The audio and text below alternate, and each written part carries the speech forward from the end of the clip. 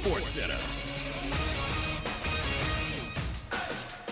I'm Doug Brown. Former Utah Jazz head coach Quinn Snyder appears to be the leading contender to be the new coach of the Atlanta Hawks. That from ESPN's Adrian Wojnarowski, who reports the deal could be wrapped up within the next few days. Lakers guard D'Angelo Russell is being evaluated after a sprained right ankle against the Warriors on Thursday night. Russell, though, says he's not worried about the ankle and thinks he might be able to play Sunday against the Mavericks. On ESPN tonight, the Heat and Bucks at 7:30 Eastern. Then it's the Suns and Thunder. Phoenix guard Devin Booker isn't buying all the super team talk. I just don't do all the the titles and stuff, and as for you guys and everybody else, we are very talented dude, but I think enough to, get to where we're trying to go and finish what we're trying to do. So that's my main focus. Devin Booker. Alabama coach Nate Oates says he still believes the university is doing the right thing by allowing freshman Brandon Miller to keep playing. Miller was identified in court testimony this week as having brought a gun used in a fatal shooting to former teammate Darius Miles. Coming up Monday as we wait for Kevin Durant and Steph Curry to return to the court, which one will actually have a bigger effect on their team? Keyshawn J. Willimax, Monday morning, ESPN Radio, ESPN2, ESPNU. Matt Moscona. I'm very important. After further review. Say it one more time. After further review with Matt Moscona. And here we go. ESPN Baton Rouge, New Orleans, Alexandria. Live from the Mercedes-Benz of Baton Rouge studios. That's right.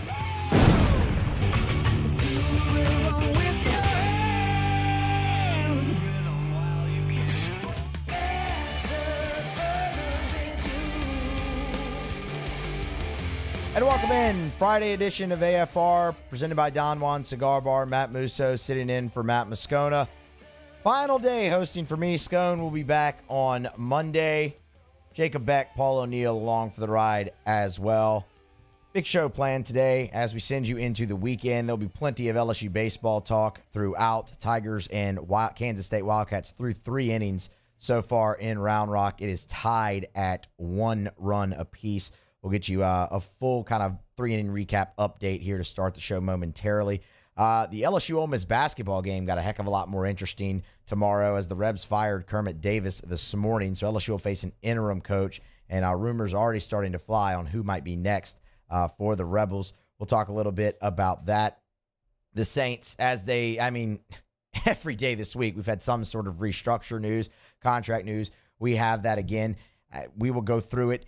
Also, could Jameis Winston potentially be back in New Orleans? We'll touch on that a little bit as well and preview the rest of the weekend for LSU baseball as they, of course, face 3 different opponents this week. Kansas State today. We'll preview Iowa, who LSU will face tomorrow, and preview Sam Houston State before we get out of here, who LSU will face on Sunday. So loaded down show to get to right now. Kind of just recap a little bit of, about how LSU and Kansas State got to where they are right now. Top of the 4th inning, about to get underway in Round Rock.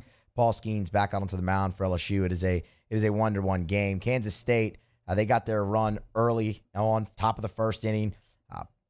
33 pitch, top of the 1st for Paul Skeens. He really had to labor. The fastball command was not great. The slider just also really was not great. The changeup was kind of hit or miss. Credit to Kansas State. They did a great job laying off of it for the most part, although Paul Skeens was able to flip a few over for a couple strikes. So it was a leadoff single for Kansas State that ultimately came around to score. LSU also dodged a couple bullets in that inning. A couple balls got past Brady Neal, and the runners were not able to really take advantage of it, which one of them shuffled at second, went back. The other time you had runners at second and third, and they broke for the plate, but ended up turning back and not going. So you dodged a very nice bullet there if you were LSU. And your credit to Skeens as well. Second and third, he ends up striking out the last 2 batters in the inning to limit the damage to 1 run. And again, 33 pitches, which is excessive, but keep in mind, Paul Skeens threw 98 pitches in his first start of the season. So 33, not something he can't overcome if he settles in, right? And as to this point, he has settled in. It was an 8-pitch second inning for Paul Skeens. That had him at 41 going into the third. He came out of the third just north of 55. Right now, he just picked up a strikeout to open the fourth. That's, I believe, his fifth or sixth of the day, and he sits at 60 pitches. So he's really kind of got the pitch count back in reason. If he continues to go along at this pace, you'll get 5 innings out of him. You could even get 6 innings out of him again. So he's shown a really nice ability to settle into this game, facing a pretty good Kansas State lineup, y'all. I mean, we talked about it yesterday. We kind of went through, obviously, Nick Goodwin's the all everything guy for them. Preseason All Big 12, a draftable player, probably second, third round guy. They were talking about that on the broadcast earlier as well. So they've got him. They have Kalen Culpepper, veteran guy at third base, hits right behind him. The leadoff guy, Johnson, I mean, he's pretty awesome. And so far also, they've been able to keep Kansas State's running game on the base paths in check as well. Paul Skeens registers another strikeout, that one looking on a slider. He is definitely settling in so far now into this ball game. So that's great to see for LSU. And again, it's a testy lineup that's jumped on him a little early. As for LSU offensively,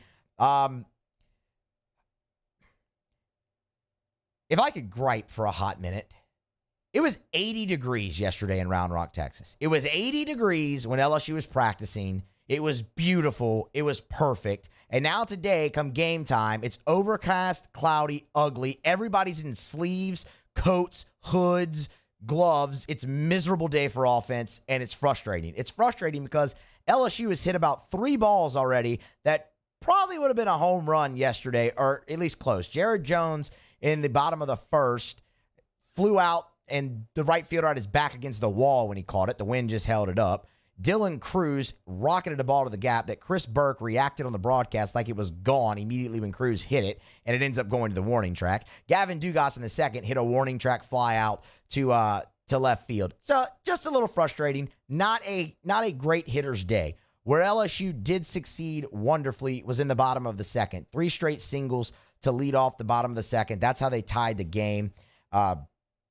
It was, forgive me, I need to pull the lineup up right here. I'm trying to remember who led off that inning. And it's not working. And you're, live radio. It's great thing to do here. Let's see. That would have been Trey Morgan led off with an opposite field single off a lefty, which was fantastic to see. It was also with 2 strikes, so Trey Morgan stays hot. Jordan Thompson followed him with a single up the middle that beat the shift. And then Brady Neal with 2 strikes, singled up the middle, lefty on lefty as well, to drive in LSU's first run. They would then try to bunt Paxton Kling to move runners into second and third for Ben Napolt, which I totally understand the thought process there. Napolt's been great at scoring runners from third base with less than 2 outs, either if it's an RBI ground out or RBI sac fly, whatever it is. He's been fantastic at it. The problem was Kling bunted it back to the mound. They were able to get Thompson at third, lead runner. Napolt would strike out. And then that's when Dugas hit the warning track fly out to left field. But the 3 great at-bats to lead off that inning.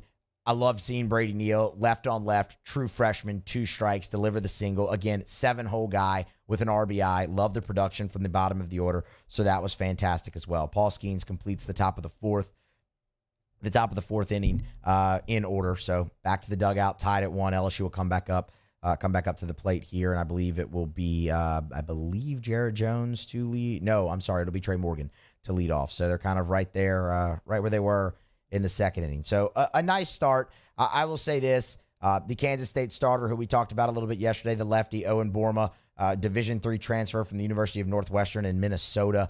He's pitched well. He's pitched better than I thought he would. It's been a lot more strikes. Now, again, it got him in the second. LSU was able to put the bat on the ball and single. They're a good lineup.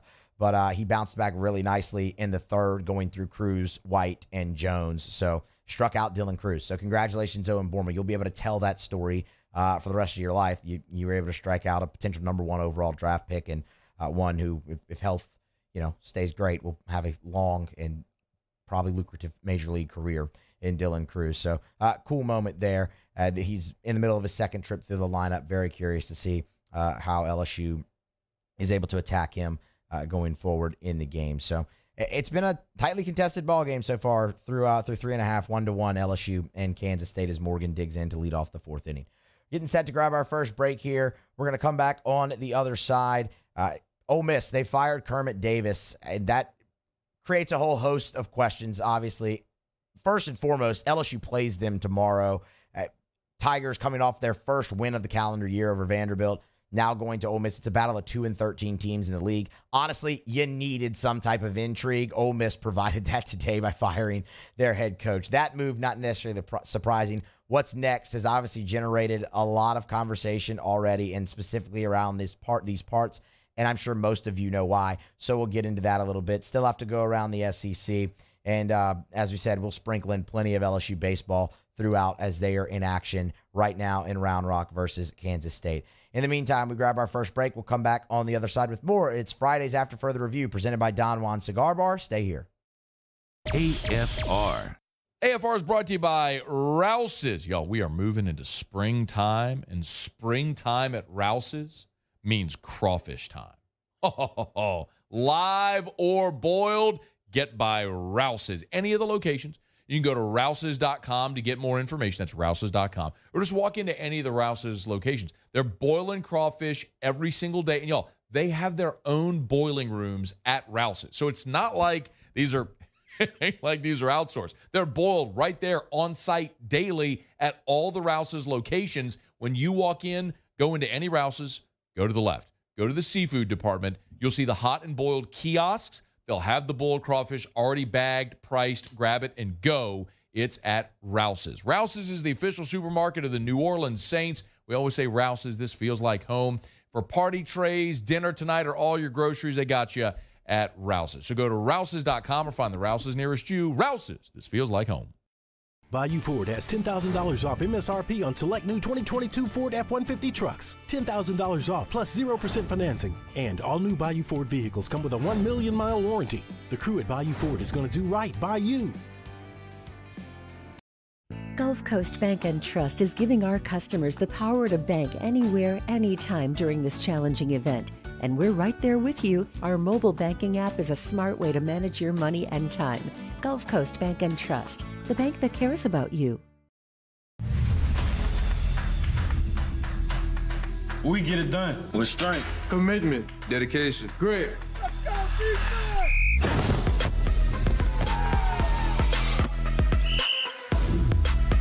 We get it done with passion for our fans and love for our community. We are the Tigers.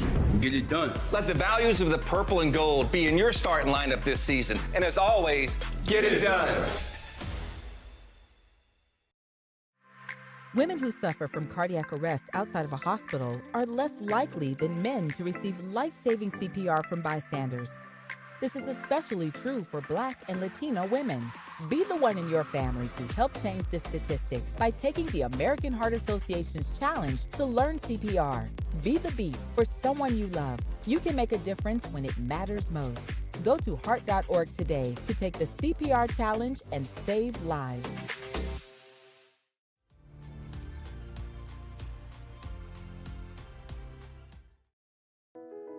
I've been doing business with Luba for 25 years.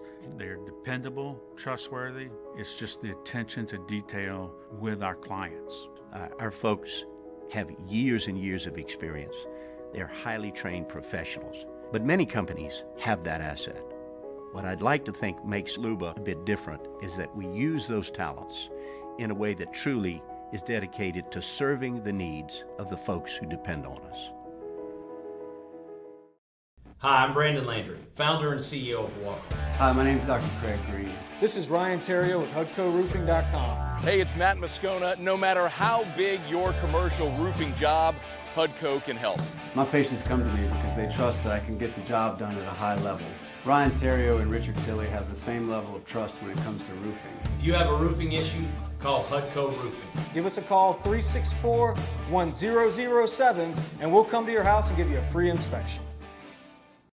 Saturday, February 25th, 7 p.m. The Bulls Bands and Barrels Tour at the Lamar Dixon Expo Center. Presented by Jerry Lane Chevrolet. Edge of your seat excitement with bull riding, barrel racing, ultimate bullfighting. With a live performance by Bailey Zimmerman.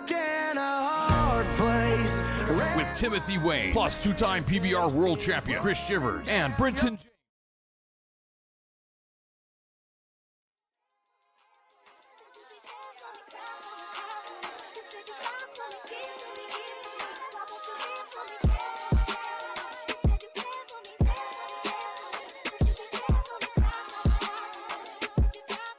After further review with Matt Moscona, presented by Don Juan Cigar Bar, ESPN Baton Rouge, New Orleans, Alexandria. Brought to you by Mold Zero, mold-0usa.com. That's mold-0usa.com.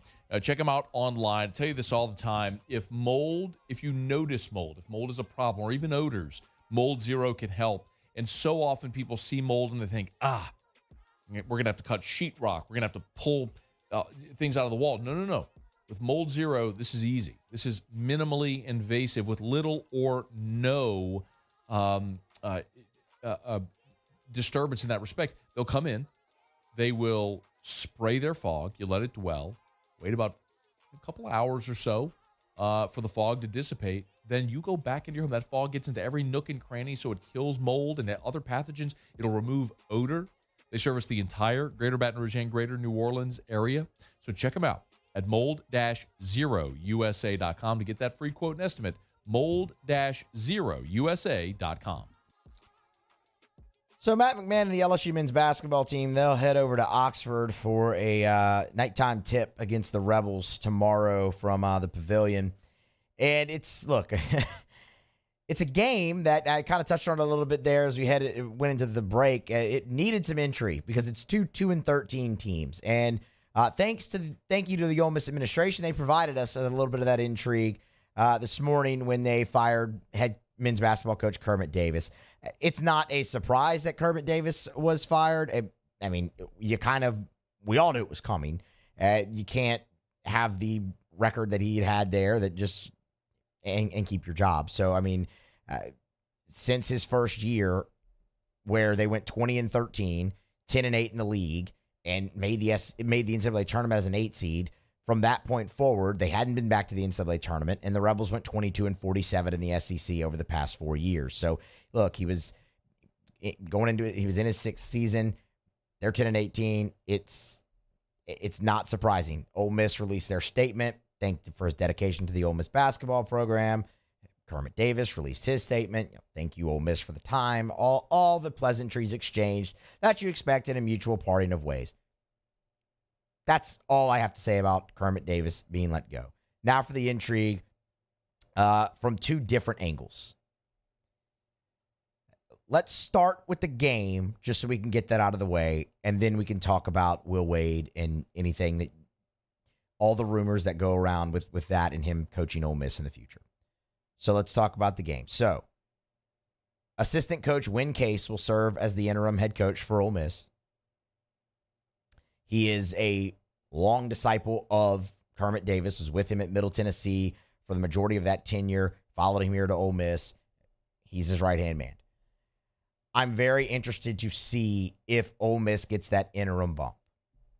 That's something you always hear about. And something, honestly, LSU fans, you've seen firsthand here in a couple different sports. So it is a real thing, especially in college. Maybe not so much in professional sports, but especially in college sports. That is a very, very real thing. The bump a team gets from an interim head coach, taking over. It just loosens everybody up. He can change things up, bring in a new style. Now, obviously, how new of a style. This guy's followed Kermit Davis around, like a puppy. But that is obviously first and foremost what I want to see, because Ole Miss is like LSU. They have nothing to play for. They're 10-18, 2-13 in the league. LSU has 12 wins. They have 13 wins now. My apologies, LSU basketball. How dare I? 13 wins now, 2-13 in the league. It's 2 very bad teams. KJ Williams for LSU. Can LSU continue to keep that going? He was awesome in the pre-conference. It felt like he was just having a double-double every single night, stretching the floor, shooting the 3. He was great. Easily LSU's best offensive weapon, and unfortunately everybody else knew that as well, and he was really taken away when conference play started, and specifically a lot in that stretch that they went through, the 14-game losing streak. You finally got him re-involved at a high level to where KJ Williams looked like he did in the pre-conference. The 35 points, 10 rebounds, 5 of 10 from 3. It was great. Can you continue that? You have to. If LSU's going to score any substance of points, you need KJ Williams to be that catalyst for the offense that he was against Vanderbilt, and in the pre-conference, you need that again against Ole Miss. And confidence-wise for LSU, how much confidence does this team now have going forward? You finally got the monkey off the back. Matt McMahon kind of downplayed it a little bit, that they weren't focused on the losing streak, that they were just focused on doing the right things, that they were focused on having the right mindset. And look, we talked with Ron Higgins about that, previewing that game against Vanderbilt a little bit earlier this week on this show. And he kind of said the same thing. You know, they need the mindset. They need to go out there with the mindset of, we're going to do everything right to win and play hard from jump. And that's what LSU did. I will push back on that a little bit and say there's absolutely no way those guys weren't relieved and thinking about, we have to get this monkey off our back. We have to end the losing streak. It's human nature. That's in your mind. If we're thinking about it, they're thinking about it over there too. I don't think that's, groundbreaking by any stretch of the imagination to think about, right? So do they have confidence now? Can they carry that going forth? Because this is a winnable game. It was a winnable game before Kermit Davis got let go. It's a even more potentially winnable game now that he did. So I want to see that. And lastly, kind of what I just mentioned there with mindset, did they get off to the fast start again? I mean, that was huge because it plagued them throughout the losing streak. They never got off to a fast start. They were always down at the half, and they put together, and probably down a lot, normally down a lot at the half, and they put together these great second halves, made a run at it, and ultimately would make the game respectable more often than not. Against Vanderbilt, they got off to the hot start. They were leading at halftime. They withstood a punch to start the second half and carried it home. I just want to see that continue. I think they have a great shot to potentially win 2 of their last 3 games, get to 5 conference wins, which, I guess that would be 4 conference wins. And considering where they were, no, it's not great. That's not the standard. I understand. But it'd be a nice way to finish the year going into the SEC tournament and then subsequently the 23-24 season. Now, the other reason that this is extremely intriguing to many around here, Kermit Davis being let go. The name you're going to hear a lot from LSU fans, and it's maybe a little bit circulating around Ole Miss, is Will Wade. For what it's worth, in this article at ESPN by Jeff Borzillo, the names he throws out for potential replacements for Kermit Davis, FAU's Dusty May, North Texas's Grant McCaslin, and it's been mentioned a potential landing spot for Chris Beard. He did not mention Will Wade. Jeff Goodman earlier today did mention Will Wade as a name to potentially watch here. I, for one, as much as it pains me to say, that'd be a fantastic hire for Ole Miss. Will Wade's a very good basketball coach. He's a great recruiter. I mean, he can rally a fan base. I mean, we all saw that firsthand here. There's a lot of reasons it makes sense. There's obviously one giant reason it doesn't, and that's the NCAA having not ruled anything. And I know there's thought maybe that he gets off scot-free. Me personally, I have to see that to believe it. I'm not saying it won't happen. I'm saying I have to see that to believe it. And until that happens, it's a risky hire. So, I mean, I think that's maybe one reason you don't potentially see Ole Miss go in that direction, is because of the dark cloud that hangs over Will, and that still hangs over the LSU basketball program as well. I mean, that's hampering LSU's potential success right now in the immediacy. They have to get that taken care of before anything happens. And is Ole Miss willing to wait for that? Is Ole Miss going to take the word from Will Wade's camp and say, okay, he's getting nothing, let's go ahead and take the risk and hire him? I have a hard time believing that Keith Carter goes that direction. Again, I'd have to see it to believe it. Maybe he does. And if he does, like I said, I think it's a very good hire. If he does get anything, I think it's minimal. I think if LSU gets anything, it's minimal. But everyone's kind of gotten something. So that's why I'm like, I have to see it to believe it before I'm just like, it's nothing. It's fine, whatever, move on, status quo as normal. The other thing I'd also like to mention, and this kind of goes hand in hand with what Borzil at ESPN mentioned, a potential landing spot for Chris Beard. The Chris Beard situation at Texas was ugly. The domestic violence charges against him have ultimately now been dropped. But it was in his contract that if he was even, charged, he could be fired with cause. Texas did what Just about any school in the country would have done in that situation, and they let him go. Now that those charges are dropped, people are going to be a lot more open to hiring him. That's another one that would be a fantastic hire. And it, quite honestly, is a hire I don't want to see Ole Miss make. Strictly, I mean, we could talk about morality, but and again, charges dropped, but from a competitive standpoint, I don't want Chris Beard in the SEC. I didn't like that with Texas coming in. He's a hell of a basketball coach, right? That makes it a lot harder for LSU to win. So for him out at Texas, you think you dodged a bullet, potentially at Ole Miss. Selfishly, from an LSU standpoint, yeah, I don't want to see that. That makes it a lot more difficult on you. That's curious to me, though, in the sense that I wonder if the SEC, they can't block the hire, right? But they can do what they've done in the past and step in and strongly advise against it. That's one I wonder if they would do that, like they did with Hugh Freeze for many years. Ultimately, he found his way back in the conference. And I wonder even if they do that, if Ole Miss potentially wants to hire Will Wade. I'm not saying they will. I'm not saying they should. I have no information on that. It's just something they've maybe done in the past. The SEC certainly felt like they were against LSU retaining Will Wade with everything hanging over the head of it. Might they look to that and say, Ole Miss, pump the brakes, both with Wade and Chris Beard? I don't know. That's just something to throw out there. It wouldn't surprise me if the SEC did take that, if they did take that approach. And it also wouldn't surprise me if Ole Miss looked right back in their face and said, shove it. We're doing it anyway. And again, I mean, from a strictly basketball standpoint, can't blame them. I can't blame them. Two very, very good coaches. So I know it's going to cause a lot of intrigue around here. It makes an awful lot of sense as to why. Man, that would leave a lot of LSU fans, and probably every LSU fan, I don't say every, the majority, feeling jilted loverish, right? I mean, it's something that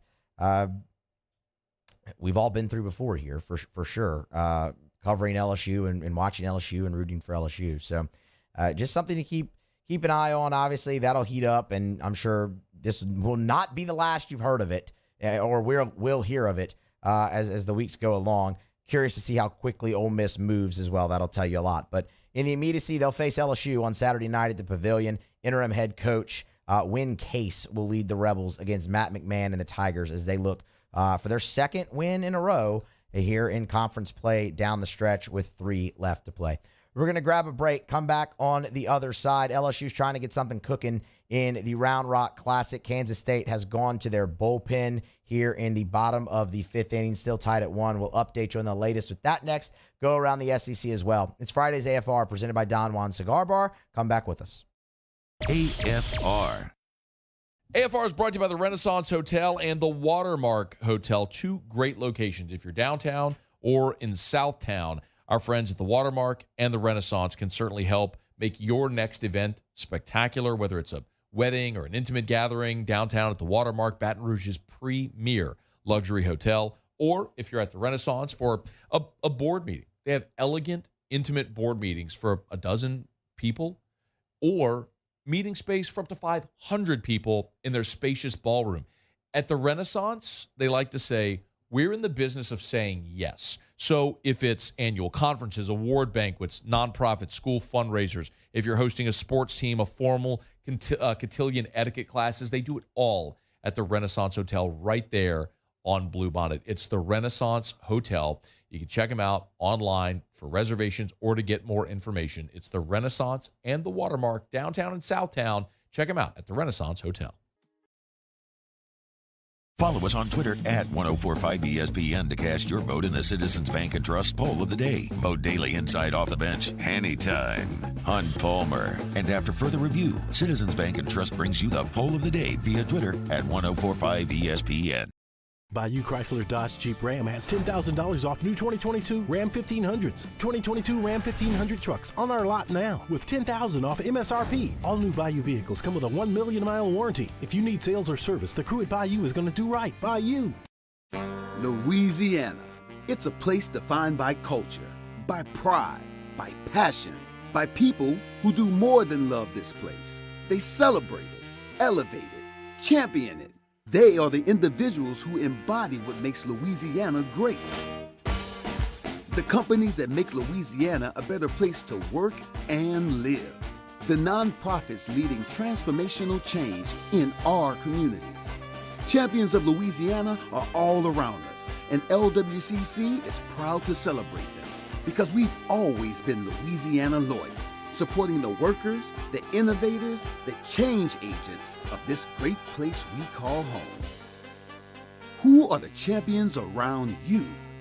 Together, we can share their stories. Together, we can help our home state thrive.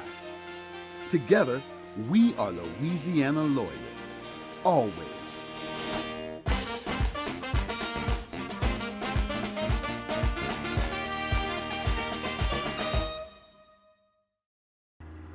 I had to leave my parents. I had to move schools. I don't know anyone here. Everything keeps changing. Why is this happening to me? I'm sure glad you're here. Change a child's story. There's a child in foster care waiting for a volunteer like you.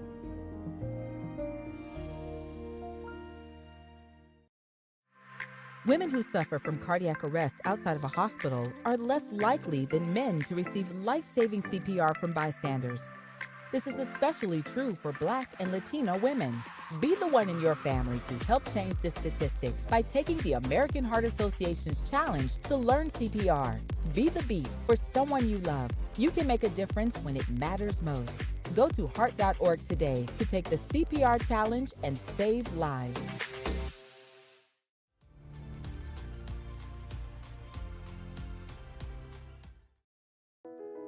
I've been doing business with Luba for 25 years. They're dependable, trustworthy. It's just the attention to detail with our clients. Our folks have years and years of experience.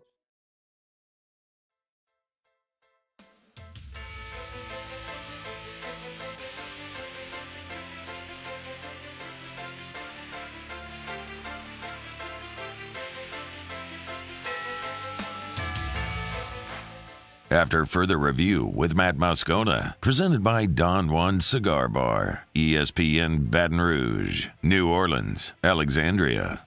Brought to you by Shawbills Tire and Auto Service, ShawbillsTire.com. 18 locations in South Louisiana. Find the location nearest you at ShawbillsTire.com. Bumper-to-bumper auto service and name brand tires at wholesale prices. They will always find a way to get you the best possible price for the best possible tires on the road.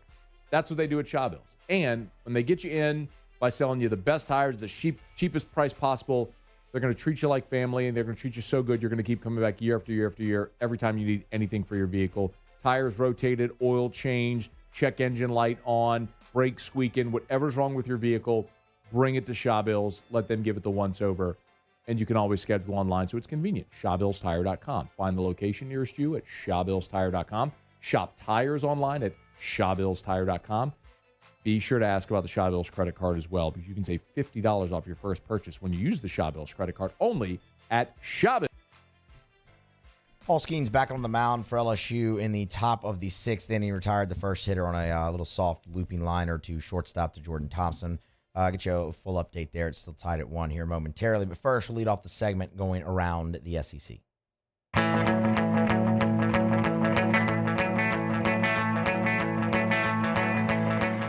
Around the SEC, presented by Gulf Coast Office Products, excellence in imaging solutions. The Florida Gators. Florida basketball ejected 3 fans sitting courtside on Wednesday night in its game against Kentucky after they grabbed Kentucky guard Cason Wallace. As Wallace was racing to the sideline for a loose ball, video replays showed one of the fans grabbing Wallace by the waist and another with his arm across Wallace's neck, impeding his ability to get back onto the court. Kentucky coaches who spotted the incident, which occurred across from their bench, are the ones who called for the review, resulting in the ejection of the fans. The Tennessee Volunteers. An update on Tennessee's quest to gain eligibility for star transfer shortstop Maui Ahuna Outkick is reporting, citing multiple sources in college baseball, that the Vols and Tony Vitello are going through an inquiry with the NCAA on how they handled Ahuna's recruitment. The inquiry began in July of 2022. That's around a month after Ahuna's commitment to Tennessee. The Vols are alleged to have tampered with Ahuna while he was still a part of the Kansas Jayhawks. Ahuna remains ineligible for Tennessee's series versus Dayton this weekend in Knoxville. The Ole Miss Rebels. Rebels head coach Lane Kiffin. So maybe you've seen this. He often posts on social media about doing yoga. Now, Ole Miss is hosting Yoga with Coach Kiffin inside Vaught-Hemingway Stadium on March the 7th. The event lasts from 4 to 5 p.m. and registration costs $20 per person. The proceeds will benefit charity. Prior to a matchup with Arkansas last season, as an example of Coach Kiffin's yoga social media, Kiffin posted a photo at a yoga lounge in Fayetteville asking where Razorbacks coach Sam Pittman was. That Lane Kiffin, what a rascal. Go do yoga with Lane Kiffin, if you please, in Oxford. Take a look at the SEC baseball schedule for this weekend. Arkansas currently in the top of the fifth, leading Eastern Illinois 6-0. LSU, Kansas State, we know that's at 1-1. We'll talk more of that. Alabama currently up, that's 20th ranked Alabama, currently up 2-1 on High Point in the bottom of the second inning in Tuscaloosa. Alabama, so we told you earlier and around the SEC this week that that Auburn was supposed to head out to Los Angeles for a series with USC. They moved it to Auburn, to Plainsman Park, because of weather forecast Friday and Saturday. Alabama was supposed to go to Malibu and face Pepperdine. That series was canceled due to the same weather, and in about 2 days, they scheduled a 3-game series against High Point. So that's just kind of impressive in its own right. Kentucky leads Wright State 3-2 in the bottom of in the top of the second. 23rd ranked South Carolina is up 3-0 on Penn in the bottom of the second. In Columbia, Tennessee, who we just spoke about, they are scoreless right now in the top of the first versus Dayton. Georgia hosts Princeton tonight in Athens. Mississippi State hosts Arizona State. Pretty big weekend there in Starkville for the Bulldogs. Number 10 Vanderbilt hosts 17th ranked UCLA in Nashville. That's set for a 4:30 Central Time first pitch. Missouri visits FIU, 7:30 first pitch there. Number 7 Florida hosts Cincinnati in Gainesville, a 5:30 Central first pitch in that one. Told you about Auburn and USC. That one goes at 6 p.m. in Auburn, Alabama. 4th ranked Ole Miss hosts 13th ranked Maryland. Big series in Swayze. That's for a 6 p.m. Central first pitch there. And number 5 Texas A&M hosts Portland for 3 games in College Station. That one also at 6 p.m. Central. That is Around the SEC. It's presented to you, as always, by Gulf Coast Office Products here on After Further Review. All right. Get you a check in here on the Carbach Round Rock Classic. Paul Skeens is fixing to be through 6 innings here. 2 outs in the top of the 6th. He has struck out 10 batters in this game, which, look, we talked to Paul Skeens on Monday here on the show. Great time to remind you. He's donating $10 per strikeout to Folds of Honor and has encouraged LSU fans and asked LSU fans to do something similar. So all you have to do, go to FOH.org/Paul Skeens. That's how you can donate. Great organization, Folds of Honor. And if you are able, you are encouraged to donate and do it in the name of LSU's Friday Night Ace, Paul Skeens. It'd be an awesome thing to do. He is through 6 innings with his 11th strikeout, right on cue. Thank you, Paul Skeens. That worked out great. It's like we were just perfectly in sync there. 98 pitches through 6 innings for Skeens. 1 earned run. Again, the 11 strikeouts, I believe 2 walks. I don't have his line right in front of me. 98 pitches. That should end the day for Paul Skeens. And it was very well done. I mean, that is extremely well done for Paul Skeens, considering he threw 33 pitches in the first inning, was able to settle in nicely. That should give you great confidence going forward with your ace. That's what you want him to do. It's not always going to be the 3 up, 3 down first inning. His first taste of Power 5 competition this year against a really good lineup. Struggled, settled in, righted the ship, was awesome for the second straight week for LSU. Unless LSU takes the lead here, he will exit for a no decision in this ball game. We'll keep you posted. LSU did have something going there a little bit in the bottom of the 5th. Napolt reached base, and that's when Kansas State went to the bullpen. That ended the day 4-2 for can't remember the pitcher's name already. Anyway, they're lefty. Their lefty starter. It ended the day. They went to Ty Rule out of the bullpen, which is not surprising. He was first out of the pen last. Owen Barama. There we go. Yeah, I knew he'd come back to me. Went to Ty Rule out of the pen. Not overly surprising. Again, he was first out of the pen last week when they faced Stephen F. Austin. He was awesome too. This game has really it's really going very well for Kansas State. I mean, this has had to be how they scripted it. You got, I believe, 4 1/3 out of Barama, which is fantastic. He only gave up the 1 run, struck out plenty. I mean, he struck out the side in the bottom of the 4th against LSU. Really went through the order well a couple different times. And then you hand it off to Ty Rule, who threw 5 innings of 1-run ball against Stephen F. Austin and went through the bottom of the 5th when he came in perfectly fine as well. So Kansas State very, very much in this baseball game, and it is set up very nicely for them. I mentioned LSU did have something going there in the bottom of the, as Dylan Cruz leads off the bottom of the 6th with a single. They had something going in the bottom of the 5th. Napolt reached. That's when they went to the bullpen and brought in Rule. That Gavin Dugas is up, 1 out. Napolt on. LSU tries a hit and run. Dugas swings through the pitch. Napolt is dead meat at second base for your 2nd out, and then Dugas would strike out on a full count pitch. That ended a very small threat from LSU, but as just mentioned, Dylan Cruz did lead off the bottom of the 6th with a single. Tommy White now to the plate to face Kansas State reliever Ty Rule. We will keep you posted there. We will also, later on, at the top of the next hour, we will preview LSU's game versus Iowa in the Round Rock Classic. Going to do a lot of LSU baseball today. Figure if you do, or if you are like, double screening or second screening us in the game, just keep talking the game a lot, give you some thoughts on in-game action, and preview the rest of the weekend. So top of the hour at 4, we'll preview Iowa. Top of the hour at 5, we'll preview the Sunday game versus Sam Houston State. Keep mixing in the updates, throughout the show, kind of like we did against Southern on Tuesday. It's been a tough go of it here on AFR. This is the 3rd time so far this season that they've been playing opposite the show. So that's never great when that happens. But like I said, we'll mix it in as we go along. About to take a break, come back on the other side. The Saints, they're at it again with their restructuring and contract extensions, restructures, trying to get under the salary cap. So we'll talk about that to close out the next hour. Still have to get to the Pelicans as well, as they lost their first game back from the All-Star break yesterday versus the Toronto Raptors. We will grab a break, come back on the other side, talk Saints contract news. To close out hour number 1, it's Friday's AFR presented by Don Juan Cigar Bar. Musso in for Moscona. Come back with us as we close out hour number 1 next. AFR. AFR is brought to you by Clegg's Nursery. 4 locations in the greater Baton Rouge area. Siegen near Airline, LA-16 in Denham, Mid-City on Donmore, and the Garden Center on Greenwell Springs. Any of the 4 locations, tell you every single day. Buy local, shop local over at Clegg's Nursery. Remember, this is the perfect time of year to plant trees and shrubs. They have a great selection of citrus trees right now over at Clegg's Nursery. So maybe you want some privacy shrubs from your neighbors. Clegg's has a great selection, great inventory, so get on by and see our friends at Clegg's Nursery. Any of the 4 locations, you know where they are all over town. They've been an institution for more than 60 years. And remember, Clegg's is partnered with True Value Hardware Store.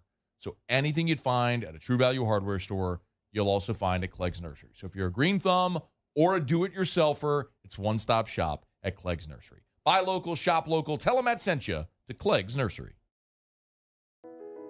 I've been doing business with Luba for 25 years.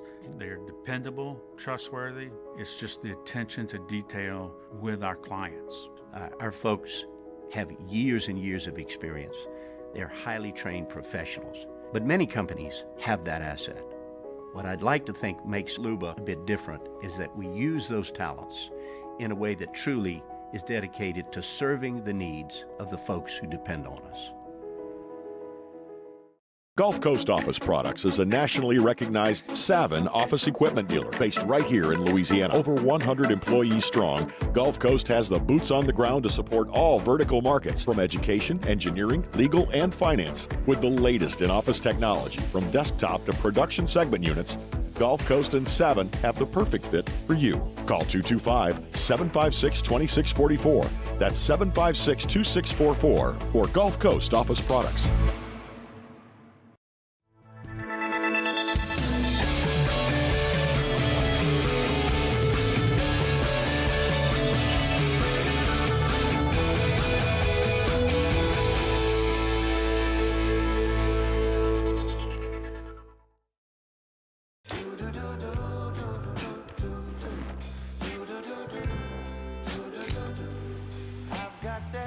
sky.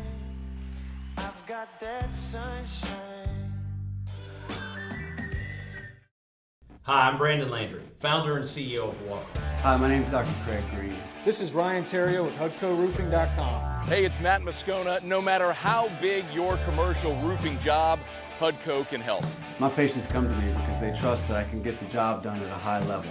Ryan Terrio and Richard Tilley have the same level of trust when it comes to roofing. If you have a roofing issue, call HUDCO Roofing. Give us a call, 364-1007, and we'll come to your house and give you a free inspection. Saturday, February 25th, 7 p.m. The Bulls, Bands, and Barrels Tour at the Lamar Dixon Expo Center. Presented by Jerry Lane Chevrolet. Edge of your seat excitement with bull riding, barrel racing, ultimate bullfighting. With a live performance by Bailey Zimmerman. With Timothy Wayne. Plus two-time PBR world champion Chris Shivers. And Brinson James, the entertainer. Tickets and information at bullsbandsandbarrels.com. Saturday, February 25th. Lamar Dixon Expo Center at 7 p.m. Presented by Jerry Lane Chevrolet. The #1 Chevrolet dealer in Louisiana. I had to leave my parents. I had to move schools. I don't know anyone here. Everything keeps changing. Why is this happening to me?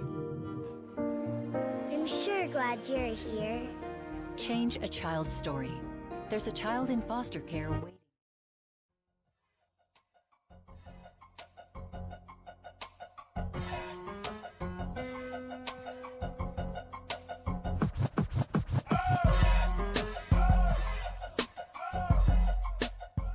After further review with Matt Moscona, presented by Don Juan Cigar Bar, ESPN Baton Rouge, New Orleans, Alexandria. LSU in business in the bottom of the sixth. Leadoff single from Cruz was followed by a single from Tommy White. Jared Jones would strike out the Ty Rule, the Kansas State pitcher, would then balk Dylan Cruz and Tommy White up a base. So LSU has runners at second and third, one out, and Trey Morgan at the plate in an 0-0 count. So the New Orleans Saints, they doing their magic, or at least attempting to do their salary cap magic yet again. I mean, we have mentioned it at least once a show, it feels like, all week. Because, well, I mean, every day they've at least restructured somebody's contract, it feels like, for the Saints. And today, no different. Today, it's Tyrann Mathieu, New Orleans, restructuring the deal. Let's see. So, Tom Pelissero, the first to report this morning from NFL Media, reworked Mathieu's deal. It created $4.668 million in cap space. All they did was what they normally do, right? Void year, convert salary into a roster bonus. Void year on the back, bam, cap space for the New Orleans Saints. We've seen the song and dance over and over and over again, yet it never really gets old. It's a tradition unlike any other. Mathieu joins, just to show that, safety Marcus May, center Eric McCoy, right tackle Ryan Ramczyk, as guys who have had their contracts restructured. Of course, we talked about Will Lutz taking the pay cut. The moves have cleared now around $30 million in cap space for the New Orleans Saints. And yeah, they still have more to do. They're not done. Right now, they are about $31 million over the cap, according to Spotrac. That's after the Tyrann Mathieu move. You'll remember, of course, naturally, there were $35 million over yesterday after the Ramczyk and Lutz moves. So, look, man, great for Tyrann. He was already kind of guaranteed a little bit of money in the salary this year anyway, so it's not like the bonus was anything unfortunate for him. So, Tyrann Mathieu restructured. He had a great year. We talked about that a little bit yesterday when we talked about the safety position, looking at a mock draft. Tyrann ended up with 91 tackles, 3 interceptions, a sack, and a forced fumble, and fumble recovery. So, Saints struggled forcing turnovers. Tyrann led your team in interceptions, and the 91 tackles were the most of his career, and he found himself into another Pro Bowl. So, awesome for Tyrann Mathieu, honestly, there. In other news, so that's your restructure news today for the Saints. How about some actual contract news? Tom Pelissero, guys, just been breaking Saints news left and right today here on this Friday. Reported earlier this afternoon, the Saints are close to a multi-year extension with Tano Passanio, the defensive end, obviously, there, which would be great for Tano, man, in all honesty. he's really kind of come along for New Orleans towards the last couple of seasons. He's got about 6 sacks over the course of the last few seasons. They seem to really be coming in big spots. I think the main question with this is, what does this mean for Marcus Davenport, if anything?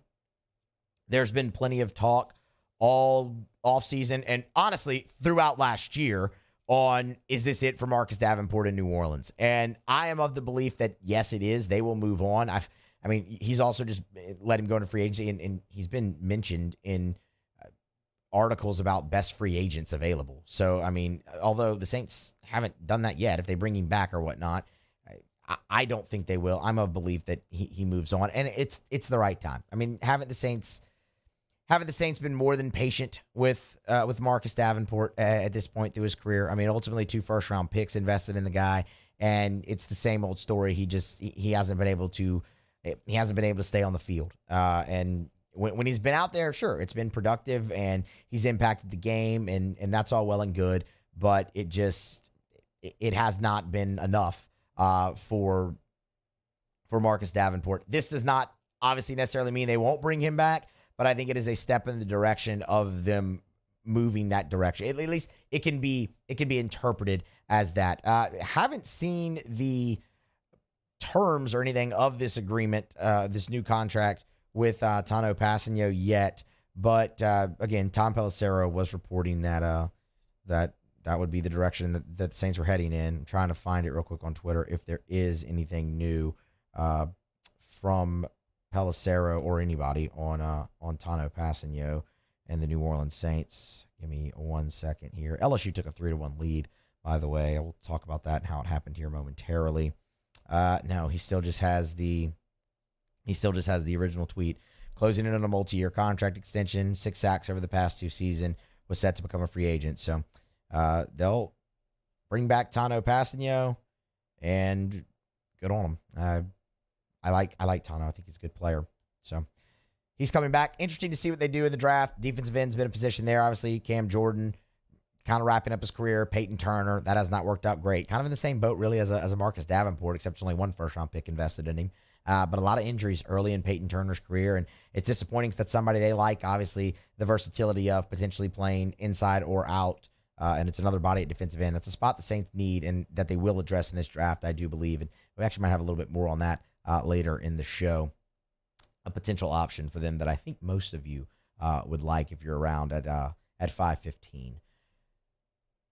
Daily Saints update on their contract situation. $31 million over the cap. Restructure Tyrann Mathieu. Extend Tano Passanio. Stay tuned this weekend. They'll have plenty more, and Matt will address it all when he's back here on Monday. Coming up on the top of the hour here as we close out hour number 1. Told you LSU took a 3-1 lead. They're heading to the top of the 7th inning in Round Rock. Ty Floyd coming in for Paul Skeens. Skeens was fantastic. How LSU took that lead, if you're curious, if you aren't watching the game, you had the leadoff single from Cruz, from White. Told you they ended up getting balked over as well into second and third. It was a wild pitch that allowed Dylan Cruz to score.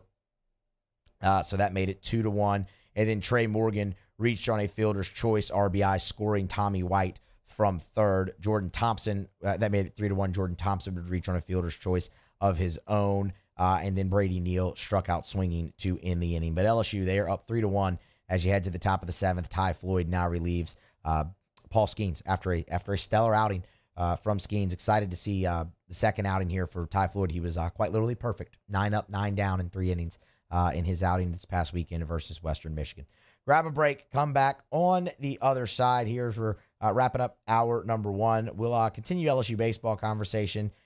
Maybe not so much on this game, though. We'll start to look forward to the weekend. We'll preview LSU Iowa, which is the marquee matchup of the entire event. Iowa is a very formidable opponent, and you will be facing a very formidable arm, Brody Brecht. I'm sure most of you have heard about him by now.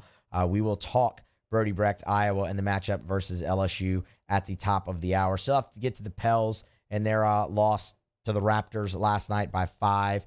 Made a game of it late. We'll go in depth with it at 4:15. And then how about this? Continuing the Saints conversation. Jameis Winston. Any possibility he's back with the New Orleans Saints next year? He's still under contract. They'd have to cut him and release him into free agency. I think everyone assumes that's what's going to happen, but might he be back? We'll talk about that at the bottom of the next hour. Sports Center coming up next. Get you caught up on the national headlines, and then we will return previewing LSU, Iowa. It's Friday's AFR presented by Don Juan Cigar Bar. Musso in for Moscona. Hour number 2 is next. Stay here on 104.5 ESPN Baton Rouge. AFR. Remind you about South Point Volkswagen, southpointvw.com. New and certified pre-owned in Baton Rouge and online at southpointvw.com. That's southpointvw.com. Get on by, test drive any of their line of vehicles over at South Point. Remember, I tell you all the time, 9 different IIHS top safety picks. It's the highest safety designation a vehicle can get. It's one of the reasons I love driving my Volkswagen is I know every time I put Drew in his car seat and I'm driving, I'm in one of the safest vehicles on the road. Erica drives a Volkswagen. Every time she leaves the house in her car, I know she's driving one of the safest vehicles on the road. And by the way, they're stylish and affordable and fun to drive. It's at South Point Volkswagen. Remember, the all-electric, first electric SUV for everyone, the Volkswagen ID4. You can make your reservation right now at southpointvw.com. It's South Point Volkswagen. What's your direction? Hey, it's Matt Musso. Join me Monday through Friday for your daily update on LSU baseball with Musso at the Box, presented by New Orleans Flooring. Wherever you get your podcast, Apple, Spotify, Google, and check out New Orleans Flooring. 2 locations, Metairie and Prairieville, or NOLAFlooring.com. I'm Chris Nakamoto, and here's what I'm working on for my stories on WBRZ Channel 2 tonight.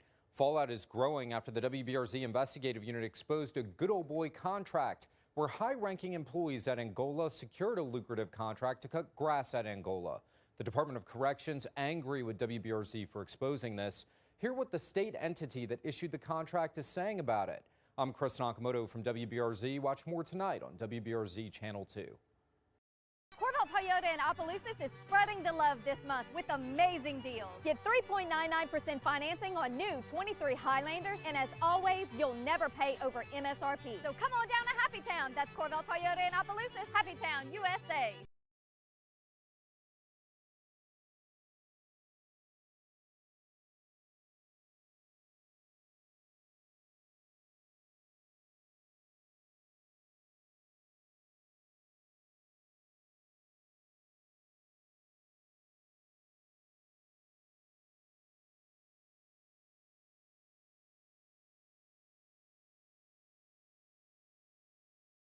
Corval Toyota in Opelousas is spreading the love this month with amazing deals. Get 3.99% financing on new 23 Highlanders, and as always, you'll never pay over MSRP. So come on down to Happy Town. That's Corval Toyota in Opelousas, Happy Town, USA. Louisiana. It's a place defined by culture, by pride, by passion, by people who do more than love this place. They celebrate it, elevate it, champion it. They are the individuals who embody what makes Louisiana great. The companies that make Louisiana a better place to work and live. The nonprofits leading transformational change in our communities. Champions of Louisiana are all around us, and LWCC is proud to celebrate them because we've always been Louisiana loyal, supporting the workers, the innovators, the change agents of this great place we call home. Who are the champions around you? Together, we can share their stories. Together, we can help our home state thrive. Together, we are Louisiana loyal. Always.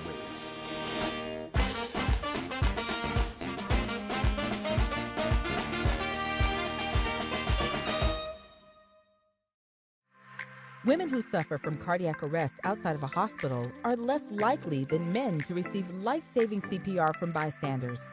This is especially true for Black and Latino women. Be the one in your family to help change this statistic by taking the American Heart Association's challenge to learn CPR. Be the beat for someone you love. You can make a difference when it matters most. This is SportsCenter. I'm Doug Brown. The Atlanta Hawks could have a new head coach soon. ESPN's Adrian Wojnarowski reports talks are progressing between the team and Quinn Snyder. who coached the Jazz for 8 years before resigning last year. Snyder is considered the top available coach right now. The Super Bowl champion Chiefs promote Matt Nagy to offensive coordinator. The former Bears head coach takes over for Eric Bieniemy, who's now with the Commanders. With Aaron Rodgers seemingly undecided about his future and with other quarterbacks hitting free agency, ESPN's Jeff Darlington says there is some time pressure on the Packers. With Derek Carr now being on the open market and the Jets being one of the potential suitors for both players, Aaron and Derek, if the Packers are going to get the compensation that they would want to be willing to make that trade, they've got to keep as many options on the table as possible, and that includes the New York Jets. Jeff Darlington on Fitz and Harry. The Lions cut defensive lineman Michael Brockers today, saving $10 million against the salary cap. When you're trying to find quality candidates, all the searching, screening, and interviewing can become a job itself. You need Indeed, the all-in-one platform that makes it easy to interview, screen, and hire quality people. Visit Indeed.com/credit. Matt Moscona. I'm very important. After further review. Say it one more time. After further review with Matt Moscona. And here we go. ESPN Baton Rouge, New Orleans, Alexandria. Live from the Mercedes-Benz of Baton Rouge studios. That's right.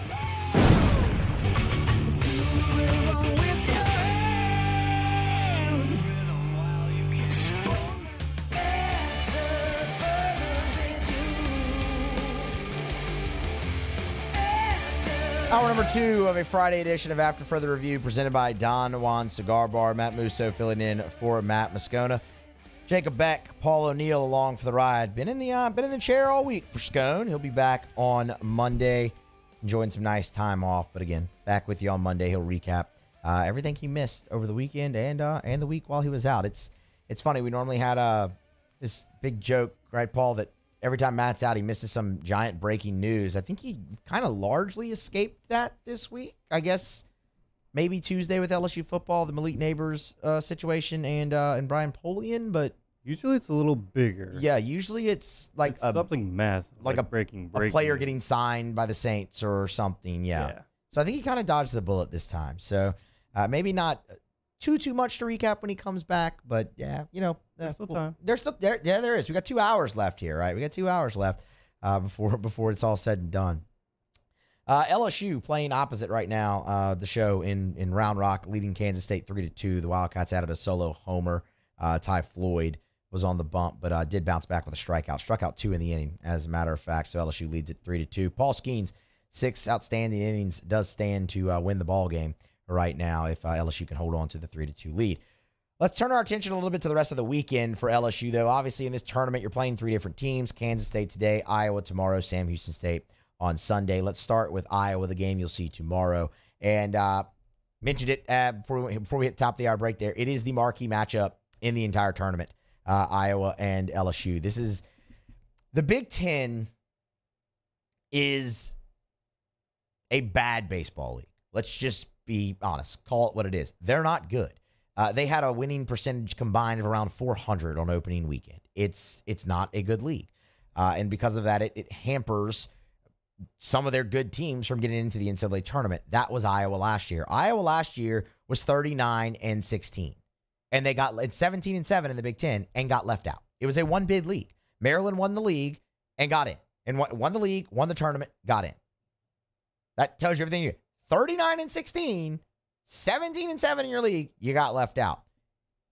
They're more than capable. They've been picked to finish second in that league by most publications and by the coaches behind Maryland. If they get past Maryland, they have a phenomenal shot to win the Big Ten this year. So it's a talented team, specifically in the rotation and in the bullpen, which we're going to get to here momentarily. But they do have some firepower offensively as well. They cruised to a 3-0 start in the Snowbird Classic down in Port Charlotte, Florida last week, beating Indiana State on a walk-off grand slam, and then just kind of routing Quinnipiac the next 2 games. So, look, it's going to be a step up in competition for them like it will be for LSU. I'm extremely excited to watch this ball game tomorrow at noon, and one of the main reasons why is Brody Brett. And I'm sure you've all heard plenty about Brody Brecht by now, but let me be the latest to tell you about the giant stock righty from Iowa who throws 101 miles per hour. Also plays wide receiver on their football team. Brody Brecht, and listening to interviews with him, because, everybody wants to talk to the guy. He threw 5 perfect innings against Quinnipiac in his season debut. Struck out 10. So faced 15 batters, struck out 10. Obviously, that's not overly surprising with the velocity he has on his fastball. You don't normally see that at Quinnipiac. If actually, I don't even know their mascot. If you know it, put it in the chat, Bayou 40 YouTube chat, or tweet it at me. I really don't care. It doesn't matter. But the difference, and to hear him tell it himself, again, just listening to interviews or press conferences with the guy, he feels a little bit more ready, obviously, here year 2. As a freshman, in his own words, it was a big adjustment from high school to college. And he was a little erratic. Fastball and mostly the breaking ball, though, was very erratic for Brody Brecht as a freshman. Ended up going 1-3. The ERA was a respectable 3.41, just erratic. The slider is going to be the key from him. The fastball looked great, obviously, last weekend. And it's hard to kind of find video and scouting reports on him just from last week because they were playing in basically honestly, it looked like they were playing at a Breck Park, a Division I baseball game. It looked like it was being played at a Breck Park. But so as you imagine, video quality, not great. And most of it's at the fastball anyway. What you can find is video of him last year. And when he snapped the slider off last year and he had it, it was devastating. So if he's got more consistency, and reports out of the game against Quinnipiac it was more consistent, that takes him to a whole nother level because of the high-speed fastball. But that's what you're looking at with Brody Brecht. Fastball slider guy, and again, the fastball reaches up to 101 miles an hour. Offensively, and really not just offensively, on the mound as well, Keaton Anthony is a name you have to know. He is the big bat and a pretty solid relief pitcher for Iowa as well. He's a two-way guy going to DH. He's hitting 300. He's the freshman of the year in the Big Ten. He is a consensus All-American already this season, preseason for the Hawkeyes. Just a really, really solid player. Led them in batting, homers, OPS, doubles, and slugging last season. So he's the one guy in the lineup you circle and say, okay, Keaton Anthony cannot be the one to beat LSU on Saturday with Iowa. They've done well to put some hitters around him as well. A couple returning veterans. You look at Kyle Huckstorf. He's the leading hitter. We mentioned the walk-off grand slam against Indiana State opening night. That was him. It was Kyle Huckstorf. So he also leads the team in RBI at this point with 6. It's not a overpowering lineup. They're not going to hit a bunch of balls out of the yard. Only 4 homers so far. But that was a returning veteran that they looked to take the next step. So far, mission accomplished for Kyle Huckstorf. And then Michael Seegers, their shortstop, kind of fell into that role as well as a veteran that they were having returned and they were hoping would take the next step. He is also mission accomplished, hitting 300 right on the dot so far through 3 games, has a homer already on the year as well. So that part has fallen in. And then they brought in a couple of transfers to build the lineup around Anthony. Brennan Dorgy is one from Wofford, 400 average so far. So, again, he's answered the call as well. And then Chase Mosley was a junior college transfer, coming a little slowly for him. He's 0 for 7. But it's a formidable opponent. They hit 306 so far through one weekend. What's interesting with their bullpen, so you might ask who's after Brody Brecht. What's interesting for their bullpen is it's been a lot of long relief outings for the Iowa Hawkeyes, so keep that in mind. And look, they've been great. I mean, I know the competition they played, but they pitched to a sub-1 ERA against it, so that's impressive regardless of who. I think that the thing I'm most interested in seeing, obviously, though, is Brody Brecht against this LSU lineup, because it's one thing for him to say he's adjusted to college baseball. It's one thing for him to say, man, it's been a great a great start, a great mental space that he's in now. It's another thing to go from facing Quinnipiac and throwing 5 perfect innings to facing arguably the best lineup in college baseball on the most talented team in college baseball, and that's exactly what he'll have to do. So I'm not going to sit here and tell you that he's going to falter and the moment's going to be too big for him and LSU's going to go, shellac the kid for 8 earned runs. Because quite frankly, I don't think that's going to happen. I think he does have some success against LSU's lineup, and that's why I'm interested to see the chess match on how they adjust and how he adjusts to elite talent both ways. I mean, Brody Brecht is an elite talent for Iowa, so it's going to be appointment viewing at noon tomorrow. So look, if you didn't get subscribed up to the D1 baseball broadcast, if you're watching it somewhere at a restaurant, I know plenty of them around town have them streaming. But Pluckers is one of them, actually. Proud sponsor of AFR there. Get into there and make sure you got a chair pulled up, because it's going to be a good test to know just how good LSU is as well over sorry, I got sidetracked watching the game. I apologize. It's going to be a good barometer for LSU as well. If you're interested, Bear Jones just hit a ringing double off the wall in right center, and I thought for a minute it was going to get out. And Paul, if it did, we would have had our Instagram video, because I'd have lost my mind if that happened. I have a giant man crush on Jared Jones. He is just fantastic baseball player at 18 years old.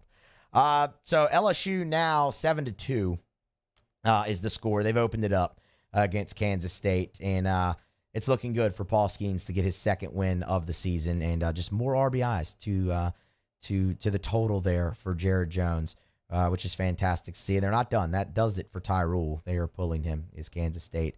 50 pitches, not nearly as successful as his first outing of the year last Friday night.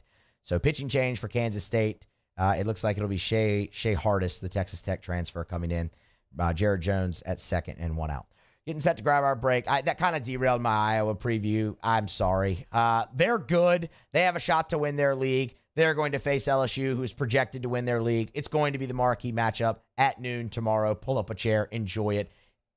I can't wait. And Matt will have a recap of that game for you here on Monday when he's back. Let's grab a break. Come back on the other side. The Pelicans lost to the Raptors last night. They made a game of it late down the stretch in the fourth quarter, but a little bit of the same old story for the Pels in that one. We'll recap what we saw last night up in Toronto next here on After Further Review, presented by Don Juan Cigar Bar.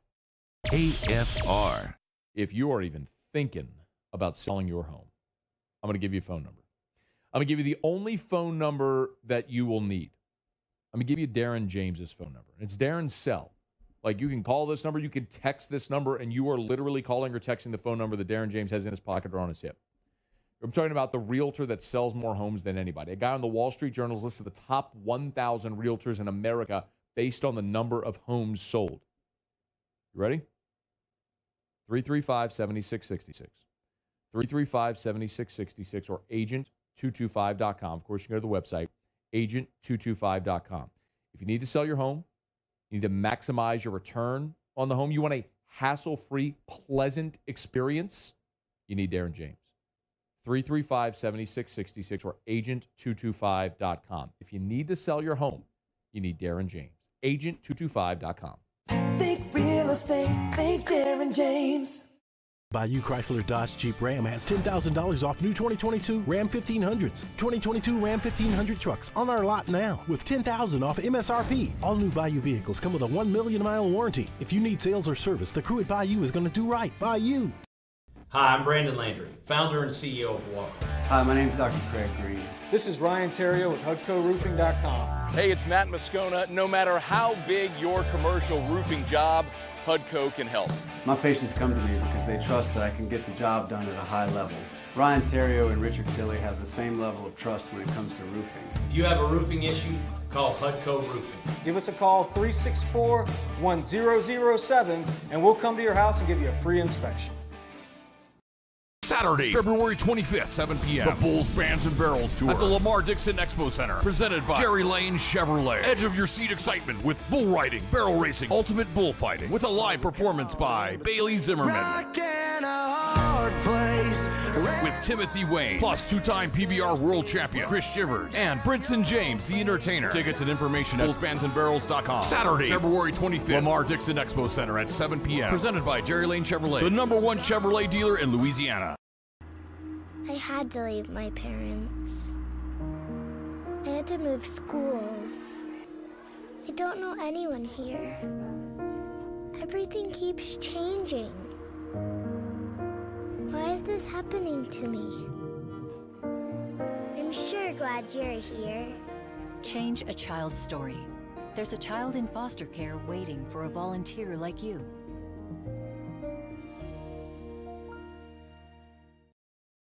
Louisiana. It's a place defined by culture, by pride, by passion, by people who do more than love this place. They celebrate it, elevate it, champion it.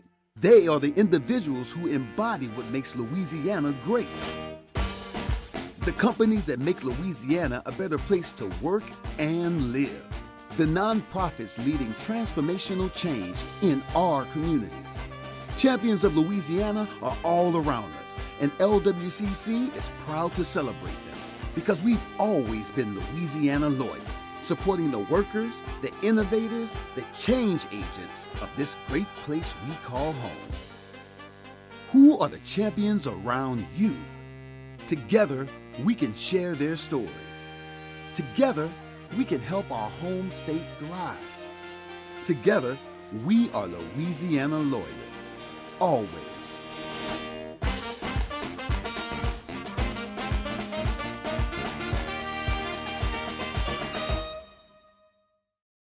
Moon Griffon is back, the voice of Louisiana politics.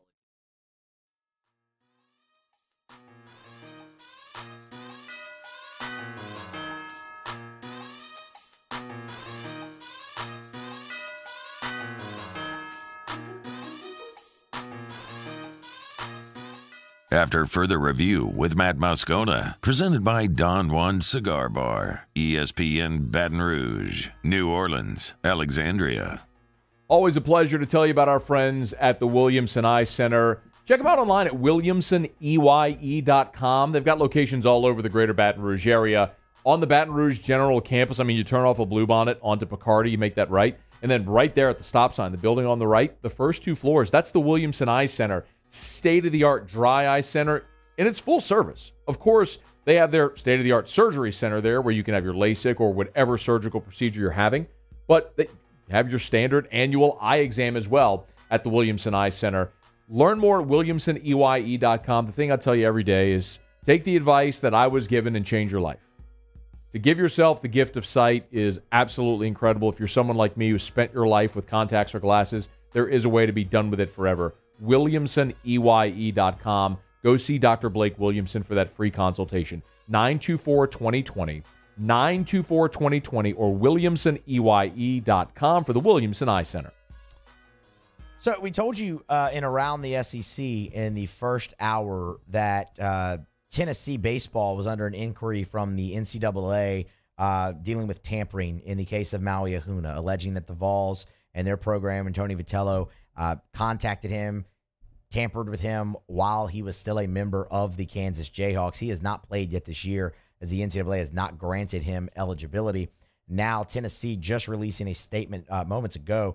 They have self-imposed a suspension for this weekend series versus Dayton for Coach Tony Vitello, saying, quote, they're working collaboratively with the NCAA to address a violation in the program. It'll be interesting to see what this means now for the eligibility of transfer shortstop Maui Ahuna. I don't know if you see him. I would imagine you probably don't see him this weekend, but this is probably something the NCAA was after Tennessee kind of admitting wrongdoing and Tony Vitello taking the suspension himself.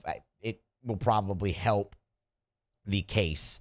Tennessee, all right, kind of kowtowing to the NCAA, and we'll see if this expedites the eligibility of shortstop Maui Ahuna. That would be a huge loss for Tennessee if he's not. Now, I can't imagine the NCAA costing that kid a season for honestly nothing that he did wrong. I mean, Tennessee's the ones who reached out, and that's kind of the world you live in now with NIL. So, look, we'll keep you posted. That is significant. He's a great player, and Tennessee obviously comes to the box the third week of SEC play, and everyone expects a major season out of them. They're going to sweep Dayton, most likely. Tony Vitello being suspended for the series doesn't matter. I mean, he was suspended for a game against Vanderbilt last year for bumping an umpire, and they torched Vanderbilt. So that part is inconsequential. I think it's just more of what it does for the eligibility of Maui Ahuna. All right, Pelicans. Let's transition awkwardly from college baseball to the NBA. Pelicans lost last night, 115-110 in Toronto. Disappointing way to start the second half of the season. They're now 30-30. Are the Pelicans back to 500 on the year, and it was a game that followed a script that we've seen time and time again from the New Orleans Pelicans this season.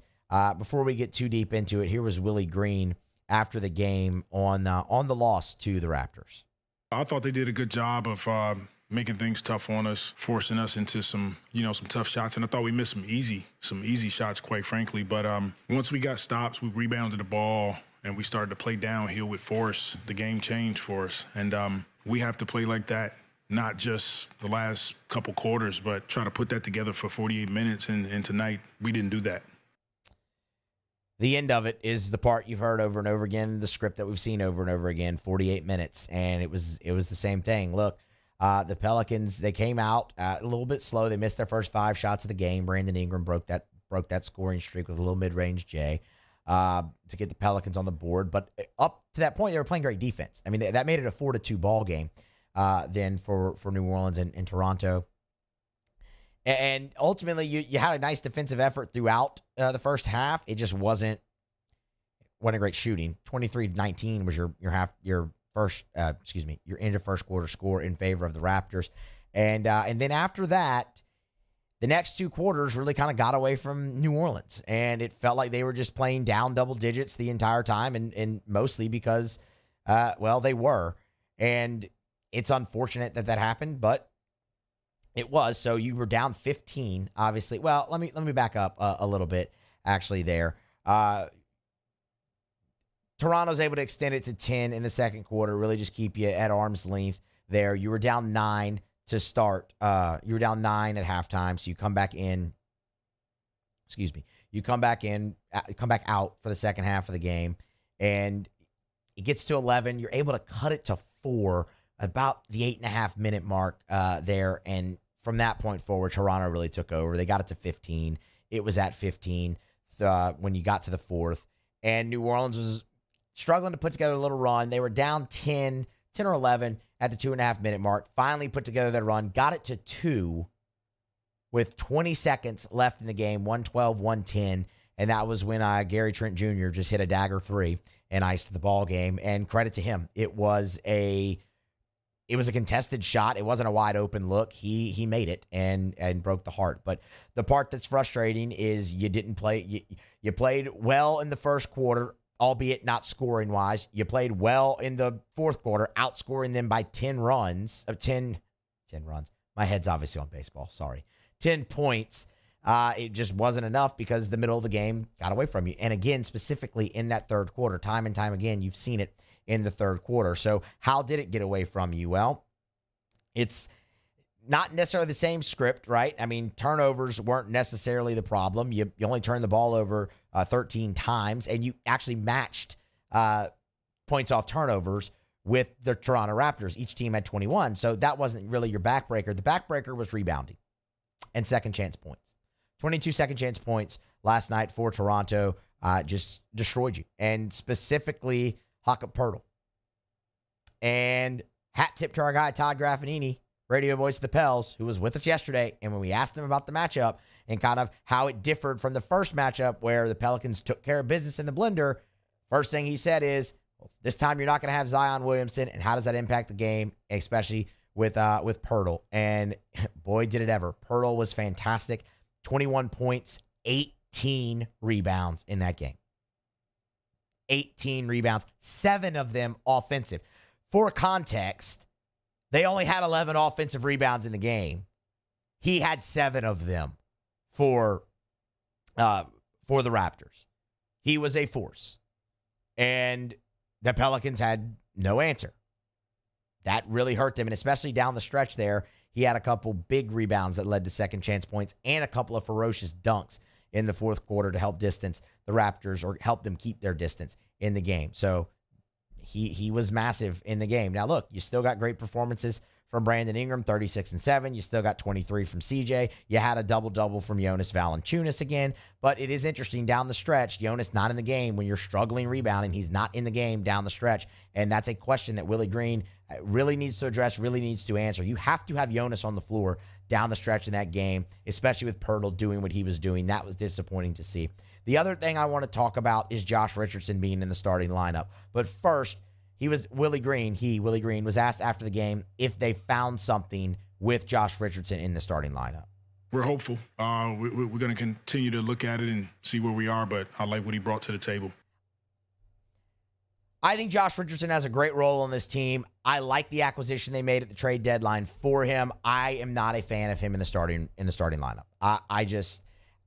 That's not something. I don't like him taking the minutes from Trey Murphy or Dyson Daniels when he comes back, especially because Willie Green, in that same postgame press conference, was asked about three-point shots and getting more threes up, and he said 30 is a good number, but yes, we need more. Then this is not a lineup really conducive for offense there. If you want more three-point attempts up, you need more minutes from Trey Murphy. That common sense maybe, I don't know. The role I really like Josh Richardson in is the role you saw him in when he made his debut against Oklahoma City. He didn't start. He came in off the bench, was able to provide a spark for the team, especially in the fourth quarter, and you had him in there down the stretch defensively when you're trying to close that game out, and I thought it worked perfectly. Herb Jones and Josh Richardson on the floor at the same time is great. I don't necessarily love it to start a basketball game as much as I would down the stretch in the fourth quarter. Ergo, that game against Oklahoma City when he made his debut. And it speaks to how great of a player he is and how great of a defensive player he is that they trusted him that much, his first game with the team to put him in there. So I loved that.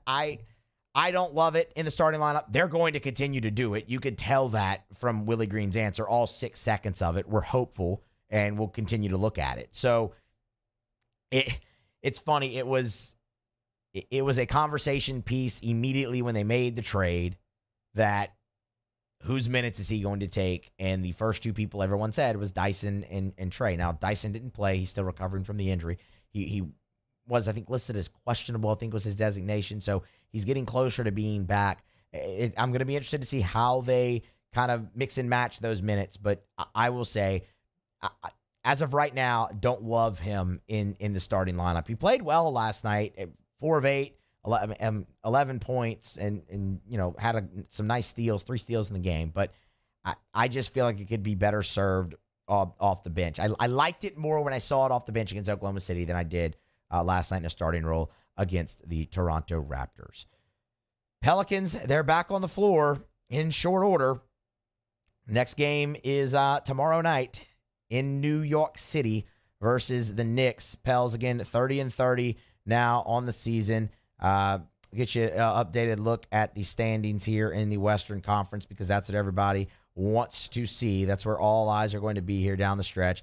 Pels fell to the 8th spot last night, so that's the second play-in spot. A half game out of 7th, and just 1 game in the loss column out of the 6th spot, a game and a half overall. So they're still within striking distance of the playoffs. They're still within striking distance of the 4th spot. They have to get back on the right track pretty soon, though, here. They have the 3rd easiest schedule left in the NBA, these last 22 games. We talked with Graf about it yesterday, realistic expectations. The 4 seed, not out of the realm, but they have to stay healthy. And as Graf put it, you cannot have a 4 or 5 game losing streak if you want that. But they're still knocking on the door of getting into the playoffs and avoiding the play-in altogether. A game and a half total, just a game out of the loss column. They sit 8th. Again, we'll play the Knicks tomorrow night in the Garden for their next game. We're going to grab a break, come back on the other side. Jameis Winston. Is there a chance he's back with the New Orleans Saints next season? We'll talk about it next on AFR. Stay here. AFR. AFR is brought to you by Pluckers, Nicholson, and Bluebonnet. Dine in or carry out 24 flavors of award-winning jumbo chicken wings, ice-cold draft beer, full-service bar, and sports on TV. What more could you possibly want? How about sandwiches? Well, they've got those. What about salads? Pluckers actually has really underrated salads. Giant, gorgeous, fresh salads. You can actually eat healthy at Pluckers. Or you could just binge. award-winning jumbo chicken wings tossed in your favorite sauce. You want to create your own menu item? Do it. They encourage the creativity. Great sides as well, like the cheese fries, the El Guapo dip, maybe the homemade blue cheese potato chips, holy macaroni, fried pickles. They got it all at Pluckers. Nicholson, just south of campus. Bluebonnet right in front of the Mall of Louisiana. The best place to watch the game, which game? Any game, is at Pluckers, because you can eat wings, drink beer, and watch sports on TV. Remember, at Pluckers, if you don't like our wings, we'll give you the bird. Women who suffer from cardiac arrest outside of a hospital are less likely than men to receive life-saving CPR from bystanders. This is especially true for Black and Latino women. Be the one in your family to help change this statistic by taking the American Heart Association's challenge to learn CPR. Be the beat for someone you love. You can make a difference when it matters most. Go to heart.org today to take the CPR challenge and save lives.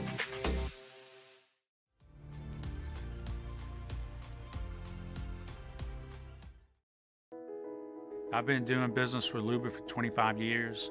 They're dependable, trustworthy. It's just the attention to detail with our clients. Our folks have years and years of experience. They're highly trained professionals, but many companies have that asset. What I'd like to think makes Luba a bit different is that we use those talents in a way that truly is dedicated to serving the needs of the folks who depend on us. Hi, I'm Brandon Landry, founder and CEO of Walker. Hi, my name is Dr. Craig Green. This is Ryan Terrio with HUDCORoofing.com. Hey, it's Matt Moscona. No matter how big your commercial roofing job, HUDCO can help. My patients come to me because they trust that I can get the job done at a high level. Ryan Terrio and Richard Tilley have the same level of trust when it comes to roofing. If you have a roofing issue, call HUDCO Roofing. Give us a call, 364-1007, and we'll come to your house and give you a free inspection. Saturday, February 25th, 7 p.m. The Bulls Bands and Barrels Tour at the Lamar Dixon Expo Center. Presented by Jerry Lane Chevrolet. Edge of your seat excitement with bull riding, barrel racing, ultimate bullfighting with a live performance by Bailey Zimmerman. With Timothy Wayne, plus two-time PBR world champion Chris Shivers and Brinson James, the entertainer. Tickets and information at bullsbandsandbarrels.com. Saturday, February 25th, Lamar Dixon Expo Center at 7 p.m. Presented by Jerry Lane Chevrolet, the #1 Chevrolet dealer in Louisiana.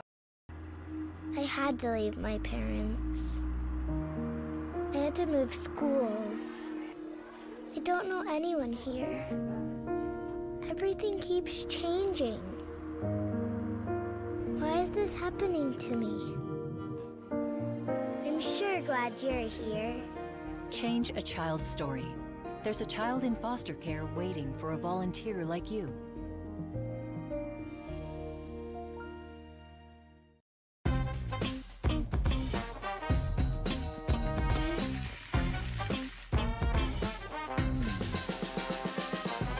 The best kept secret in town is out. Discover Tallulah at the Renaissance Hotel on Bluebonnet.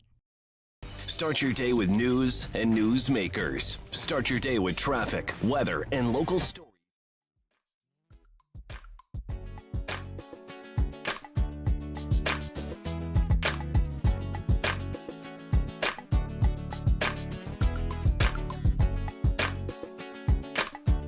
After further review with Matt Moscona, presented by Don Juan Cigar Bar, ESPN Baton Rouge, New Orleans, Alexandria. Remember, download that DraftKings Sportsbook app. Use the promo code Baton Rouge. Great NBA special this week. Make a $5 money line bet on any NBA game. They'll give you $150 in free bets if it hits. That's at the DraftKings Sportsbook app. Again, download the DraftKings Sportsbook app. New customers, use the promo code Baton Rouge. Make a $5 money line bet on any NBA game. If it hits, they'll give you $150 in free bets. You got stepped up same game parlays. You got so many things on the table to make the games more interesting, more fun, more exciting when you're in the game. Of course, you know, Otter Locks is coming up, so you want to be betting, make sure you download that DraftKings Sportsbook app and use the promo code Baton Rouge. 21 and older, physically present in Louisiana. Select parishes only. Bonus issued as free bets. Opt-in required. One free bet issued based on amount of initial losing NBA bet. Eligibility, wagering, and deposit restrictions apply. Terms at sportsbook.draftkings.com/basketball terms. Licensing partner Golden Nugget Lake Charles. Gambling problem? Call 1-800-GAMBLER. 1-800-426-2537. So it was a very odd year for Jameis Winston. Can we all agree on that? I mean, I think we all talked about it enough throughout the regular season with the New Orleans Saints, but some of it is worth rehashing because the narrative coming into the season around Jameis was he's coming back from the injury. He's your starter. He's not having to compete for a job with Taysom Hill or whatnot. He is your no doubt 100% starting quarterback week 1. And that was fantastic because, again, the narrative is coming off the injury. He was 5-2 as a starter before getting the injury. You were right in the thick of things in the NFC South. Can you take the next step with him this year fully healthy? And week 1, look, it was a rocky start, obviously, but you have the great comeback against the Atlanta Falcons in the fourth quarter, win the game, everything's roses. We find out eventually he suffered the 4 broken vertebrae in the back and a litany of other injuries, and he kept playing through it. It was a gut-wrenching, a heartbreaking loss down the stretch there in the end to the Panthers. That followed a loss where you just kind of saw not the same Jameis Winston, right, with accuracy issues, some interceptions, trying to force some balls. That was against the Buccaneers week 2, and you're off to the 1-2 start, and then they finally benched Jameis for him to recover. And the narrative the whole time was Mike Triplett. Remember, Mike Triplett did the interview with Jameis Winston where Jameis told him he was promised he would not lose his job due to injury, and somewhere along the line, he got in the doghouse with Dennis Allen. I don't really think there's any other way to say that, because Dennis Allen could say one thing, but the actions told you another. Actions always speak louder than words, and it did in the case of Jameis Winston this season with the New Orleans Saints, where Jameis is telling you on the record there that he was told he wasn't going to lose his job due to the injury.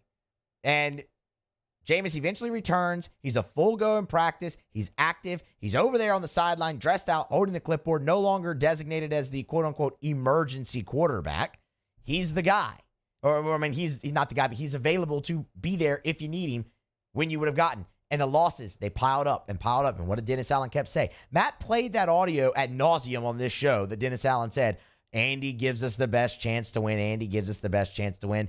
In reality, you were losing. And I think it was that point that everybody realized, okay, that 2-year, $28 million deal for Jameis Winston, probably not going to see it to the end. He's probably going elsewhere. They're going to cut him, not going to be back because he fell out of favor with Dennis Allen. But Jameis Winston, to his credit, spoke with the Saints News Network at the HBCU. I want to give the HBCU Legacy Bowl. Jameis was a guest captain and spoke with the Saints News Network as a division of Sports Illustrated and strongly expressed a desire to return to the New Orleans Saints. So, is there a path for Jameis Winston to return to the New Orleans Saints? It's a very interesting question.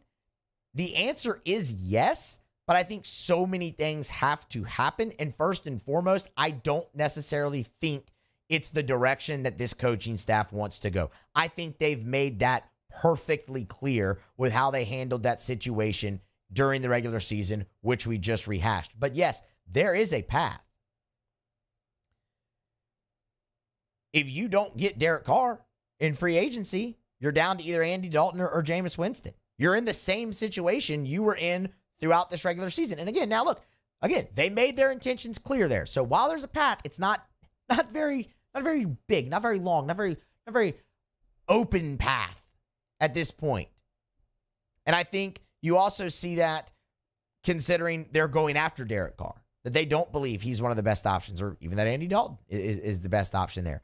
But are they going to get Derek Carr? And that's an interesting question, too, because Diana Rossini from ESPN reported today that Derek Carr is looking for a contract that'll pay him $35 million a year. And yeah, the Saints are great with the salary cap. And yeah, they could probably get there, but that's a lot of work. And I don't think you want to pay Derek Carr $35 million a year. I get it. That's market value right now for some of the mid-tier quarterbacks. That's right below Kirk Cousins. It would be right above Jared Goff and Matt Ryan and that crew. But is Kirk Cousins, think about it in this way, is Kirk Cousins leading the Vikings to a Super Bowl? Is Jared Goff going to lead the Lions to a Super Bowl?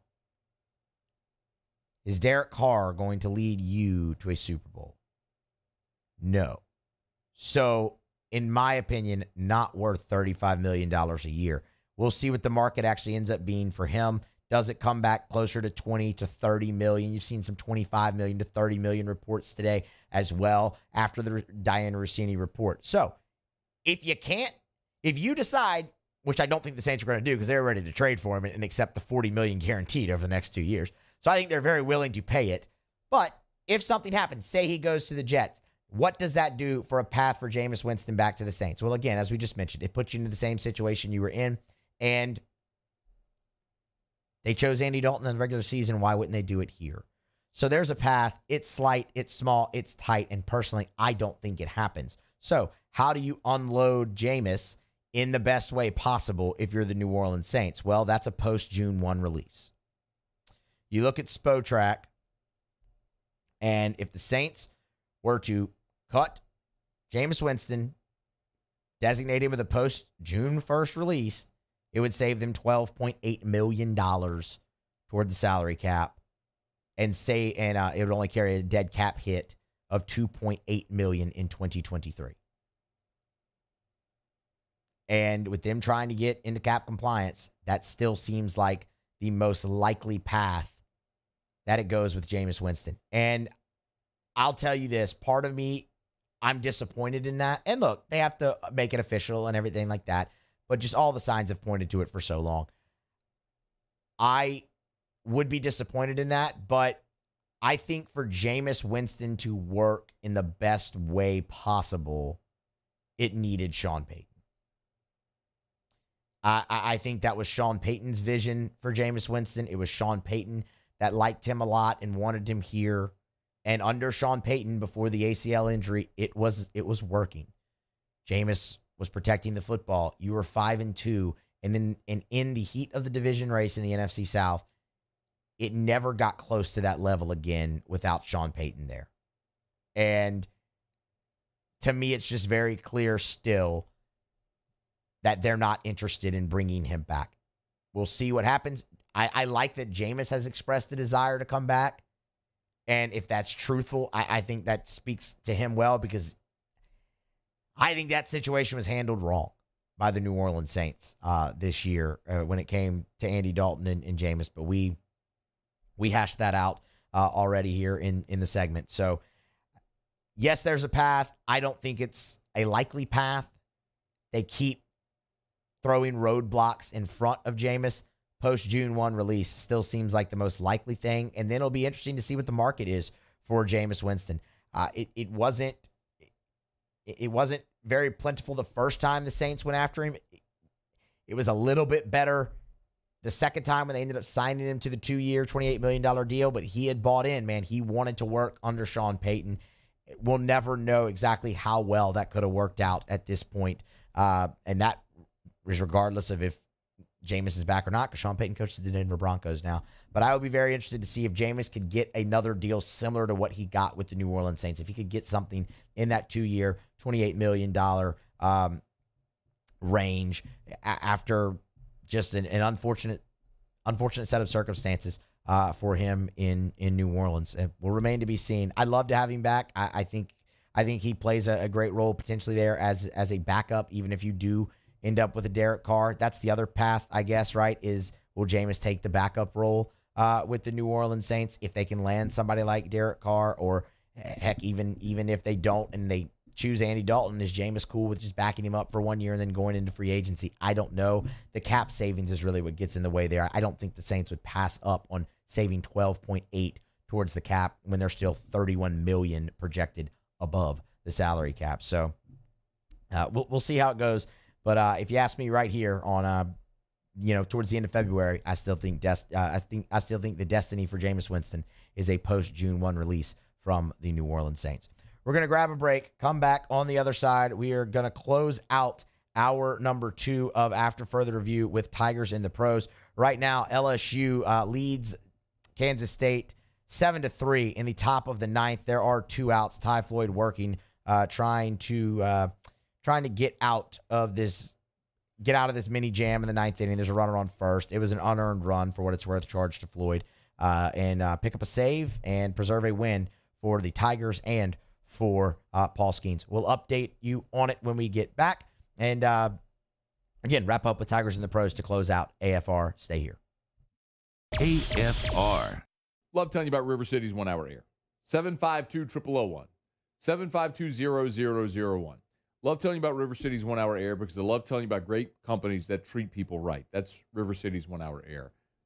They make you feel valued, and they make you feel comfortable. When you schedule service with River City's 1 Hour Air, when technicians come into the house, you get a phone call, an email, and a text message alerting you the technician's on the way. You get a text message with a picture, a photo, name, and reviews of that technician who's coming to your house. They take the time to explain everything. They're very thorough. They have equipment on the truck because they're so big on continuing education. They have equipment on the truck other companies don't even own, never even heard of. River City's 1 Hour Air. Nights, holidays, weekends, they'll always come out. They'll never charge you extra. River City's 1 Hour Air. Got a problem with your home central AC? Call River City's 1 Hour Air. 752-0001. Louisiana. It's a place defined by culture, by pride, by passion, by people who do more than love this place. They celebrate it, elevate it, champion it. They are the individuals who embody what makes Louisiana great. The companies that make Louisiana a better place to work and live. The nonprofits leading transformational change in our communities. Champions of Louisiana are all around us, and LWCC is proud to celebrate them because we've always been Louisiana loyal, supporting the workers, the innovators, the change agents of this great place we call home. Who are the champions around you? Together, we can share their stories. Together, we can help our home state thrive. Together, we are Louisiana loyal. Always.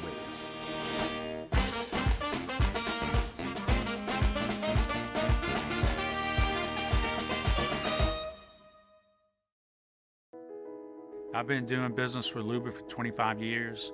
They're dependable, trustworthy. It's just the attention to detail with our clients. Our folks have years and years of experience. They're highly trained professionals, but many companies have that asset. What I'd like to think makes Luba a bit different is that we use those talents in a way that truly is dedicated to serving the needs of the folks who depend on us. There it is, the extra mile, on the border of expected and extraordinary for those willing to go further, like vans customized for work or play, with safety and tech to keep you connected. Supported by a 5-star sales, service, and finance team. And backed by the 1-star you know. So go the extra mile. It's never crowded because so few have what it takes to go there. Mercedes-Benz Vans. Women who suffer from cardiac arrest outside of a hospital are less likely than men to receive life-saving CPR from bystanders. This is especially true for Black and Latino women. Be the one in your family to help change this statistic by taking the American Heart Association's challenge to learn CPR. Be the beat for someone you love. You can make a difference when it matters most. Go to heart.org today to take the CPR challenge and save lives.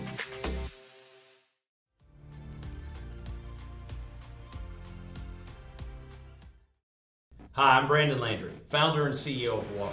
Hi, my name is Dr. Craig Green. This is Ryan Terrio with HUDCORoofing.com. Hey, it's Matt Moscona. No matter how big your commercial roofing job, HUDCO can help. My patients.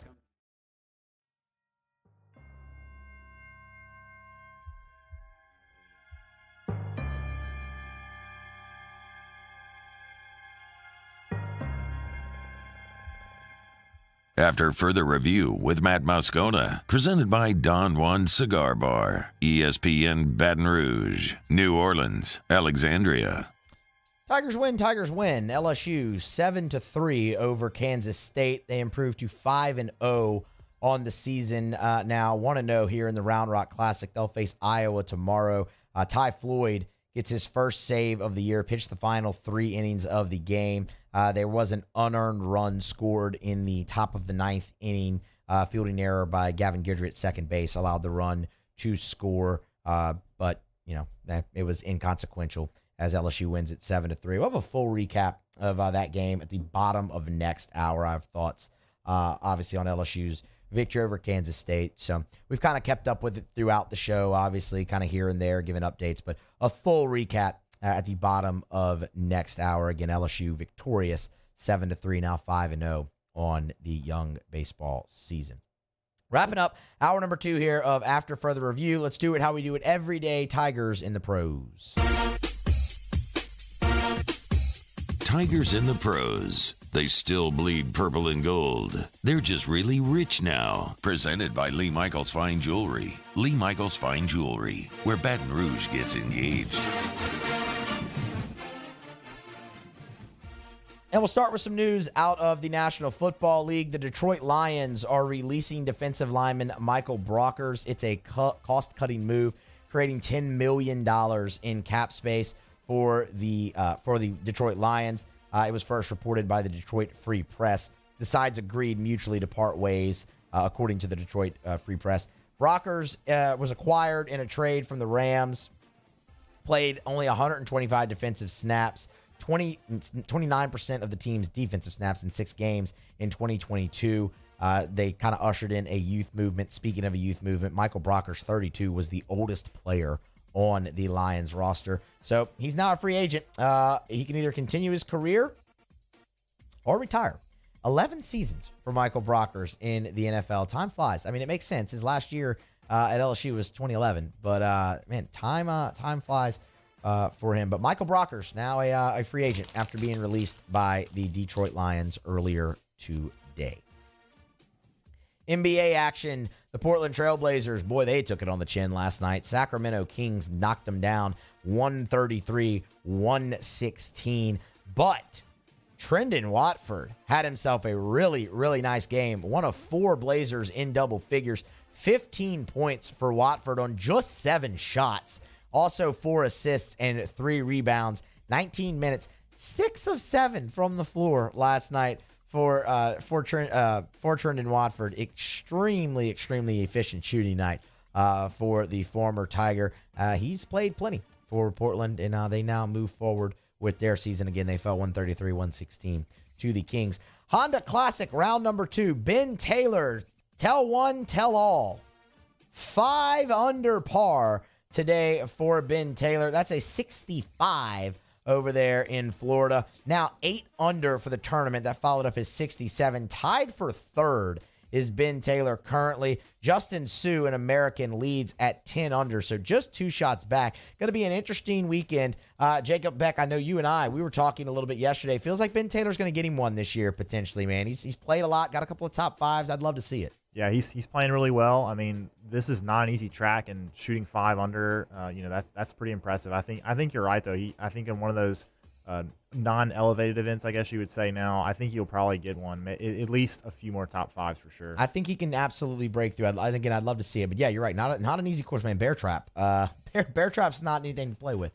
It did not go as swimmingly for Curtis Thompson today. He's set to miss the cut. 1 over par. That has him at 4 over for the event. Tied for 104th again. Will miss the cut, but good experience getting him out there on the PGA Tour again.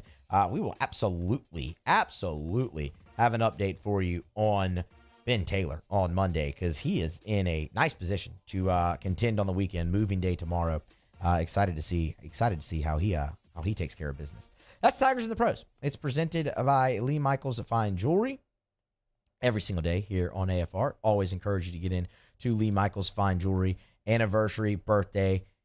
Get the gift for him at Lee Michaels Fine Jewelry. Again, bring you Tigers in the Pros every single day. All right. Just about puts a button here on hour number 2 of AFR. 1 hour left to go here in the books. That means 14 hours down for the week. Matt is set to return on Monday. He'll be back with you, recapping everything he missed while he was out, recapping Round Rock Classic for LSU, LSU baseball, LSU basketball against Ole Miss, all of that he will take care of on Monday when he returns from his vacation. So Getting close to the top of the hour here. We'll come back on the other side. Earlier in this hour, we previewed LSU's game versus Iowa tomorrow in the Round Rock Classic. When we get back at the top of the hour, we'll preview the Sunday matchup, LSU versus Sam Houston State. That's how they will wrap up the event. We'll also give you our full thoughts on their victory earlier over Kansas State. That game just went final as we were coming back in here for the final segment. It was a 7-3 victory for LSU. And we have an NFL mock draft to get to as well in the 5 o'clock hour. So coming up next, SportsCenter, top of the hour headlines as per usual. And then we are previewing Sam Houston State and LSU Round Rock Classic. That'll be game number 3 taking place on Sunday at 4 p.m. Come back with us. Final hour of AFR. AFR. So I was over at Traction this morning training with my guy Tevin Moten.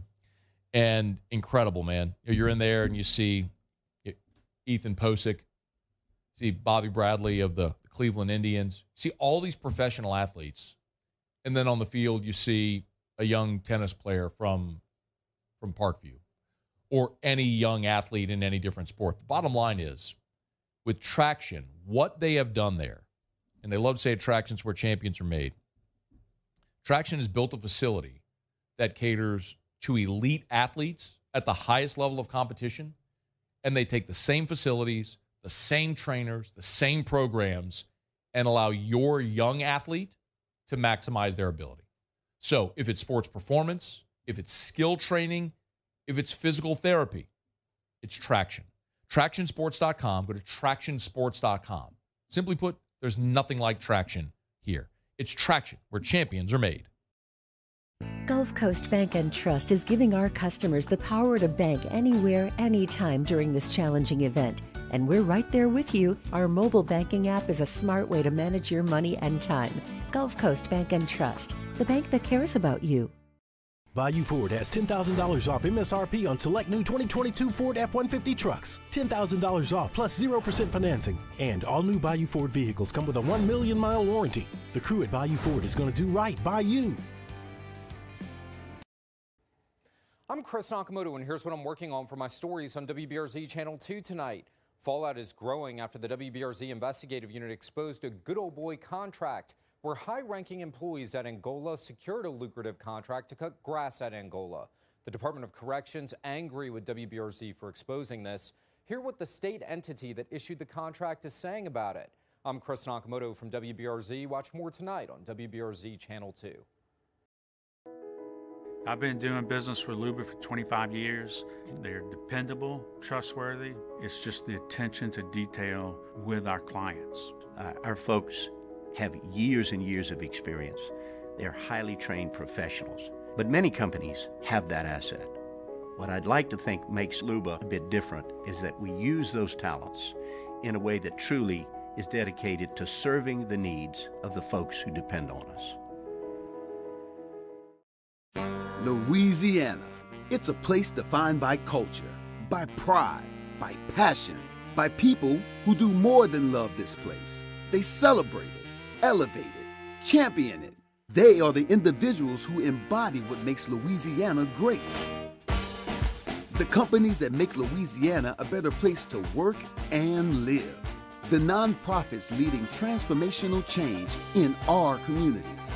Champions of Louisiana are all around us, and LWCC is proud to celebrate them because we've always been Louisiana loyal, supporting the workers, the innovators, the change agents of this great place we call home. Who are the champions around you? Together, we can share their stories. Together, we can help our home state thrive. Together, we are Louisiana loyal. Always.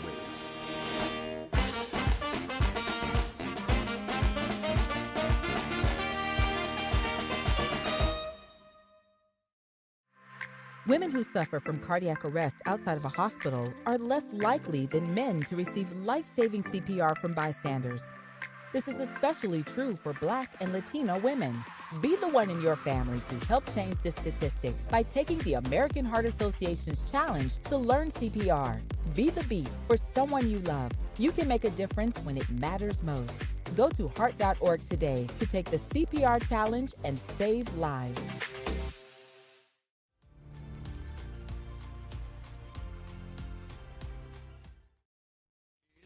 SportsCenter.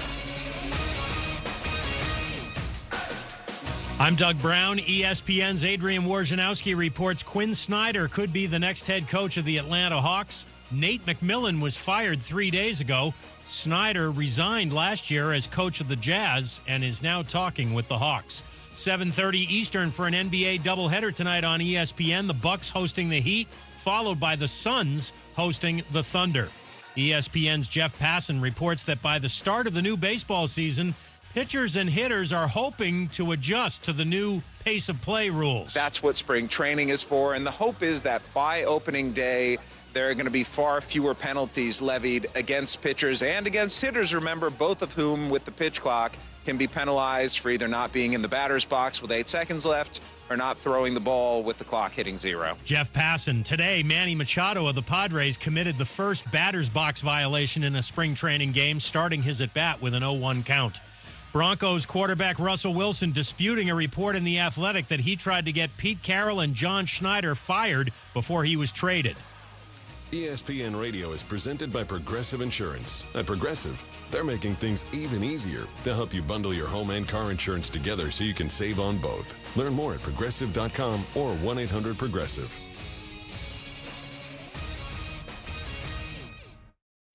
Matt Moscona. I'm very important. After further review. Say it one more time. After further review with Matt Moscona. And here we go. ESPN Baton Rouge, New Orleans, Alexandria. Live from the Mercedes-Benz of Baton Rouge studios. That's right.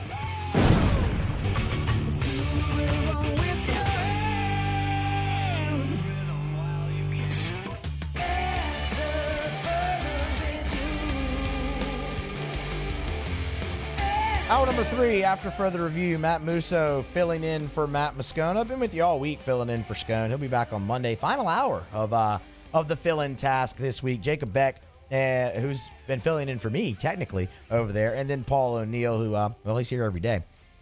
Along for the ride, driving you home here, 5 o'clock hour. Plenty to get to. Going to talk a lot of LSU baseball here as that game has just gone final. Tigers defeat Kansas State 7-3 in their opener in the Round Rock Classic. But they got 2 more games to play in that. One against Iowa. We previewed that one in the 4 o'clock segment to start the second hour. And now we'll look at Sam Houston State as they are LSU's Sunday opponent. Having another NFL mock draft to look at. Honestly, I wasn't going to do another NFL mock draft segment today, but there were 2 players that caught my eye in the first round that I think everyone's going to be very intrigued to hear about. So we're going to run through it quickly in the next segment, and then we'll have a LSU Kansas State full recap of that game. Last segment of the show is kind of open, so I don't know if you want to do like an Ask AFR or something. Just drop some questions in the Bayou Ford YouTube chat, and you can do like an Ask AFR or whatnot or something. We'll figure it out. And because no Otter Locks today, no Ask Ryan, so maybe just do like an Ask AFR there. All right, let's talk LSU. Let's talk. When I hit the desk, it knocked the headphone jack loose, and I only had one channel coming through. Threw me off a little bit there. Without the drum roll, let's talk LSU Sam Houston State, game number 3 in the Round Rock Classic for the Tigers. That'll be Sunday at 4 p.m. I think obviously on paper you look at it and go, well, you're playing Kansas State, you're playing Iowa, you'll get the reprieve against Sam Houston State. Not necessarily. And I think, let me not get ahead of myself. Not necessarily. Sam Houston State finished, they won the WAC Southwest Division last season. They finished second in the WAC tournament, so they lost in the final. So they missed the NCAA tournament, but they are more than capable of being an NCAA tournament team. The problem is with the WAC, it's a one-bid league. You have to win your conference tournament to get in there. You're not getting at-large bids from the Western Athletic Conference. That's not how things work. But that being said, they are capable, especially offensively. So they are returning the WAC Player of the Year and a consensus All-American in outfielder Carlos Contreras. Interestingly enough, he missed the opening weekend series for Sam Houston State against Rhode Island. They took 2 of 3 that weekend, but he was back for both of their midweek games prior to coming to Round Rock. They beat McNeese. They lost to Rice he played in both of those in a DH role. So obviously whatever was ailing him opening weekend has since subsided, and he's back in the lineup, and they're very excited about it. 375 so far on the year. He's kind of just picking up where he left off. So you'll see him if you're LSU and Iowa tonight. We'll see him obviously in that first game. So that's one name you have to circle. Not sure if he'll play the outfield this weekend or if he's still going to be in that DH role, but that is one name you need to circle. The other is another outfielder. This is their right fielder, Clayton Chadwick. Clayton Chadwick is a legit draftable prospect for Sam Houston State. He hit .332 last season with 3 home runs and a nice RBI total as well. Already this season through 5 games, he's hitting .294 and has equaled his home run total from last year with 3. So the power in that bat. Now, as we saw, at least today, it was real hard to run the ball out of the park at Dell Diamond. Credit to the kid from Kansas State who did it. I mean, he backlegged the hell out of a Ty Floyd fastball and drove it over the fence in left center field. But the home run was not easy to come by today. It's a big ballpark in general. We'll have to see what the weather has in store. But for Clayton Chadwick of Sam Houston State, it looks like the power has finally started to come as he's already equaled his home run total from last season. So those are the 2 big guys you really need to keep an eye on out of the lineup if you're looking at Sam Houston State. Tyler Davis is their leading hitter. And then, Lane Brewster, an outfielder, is hitting .333 and leading the team with 9 RBI.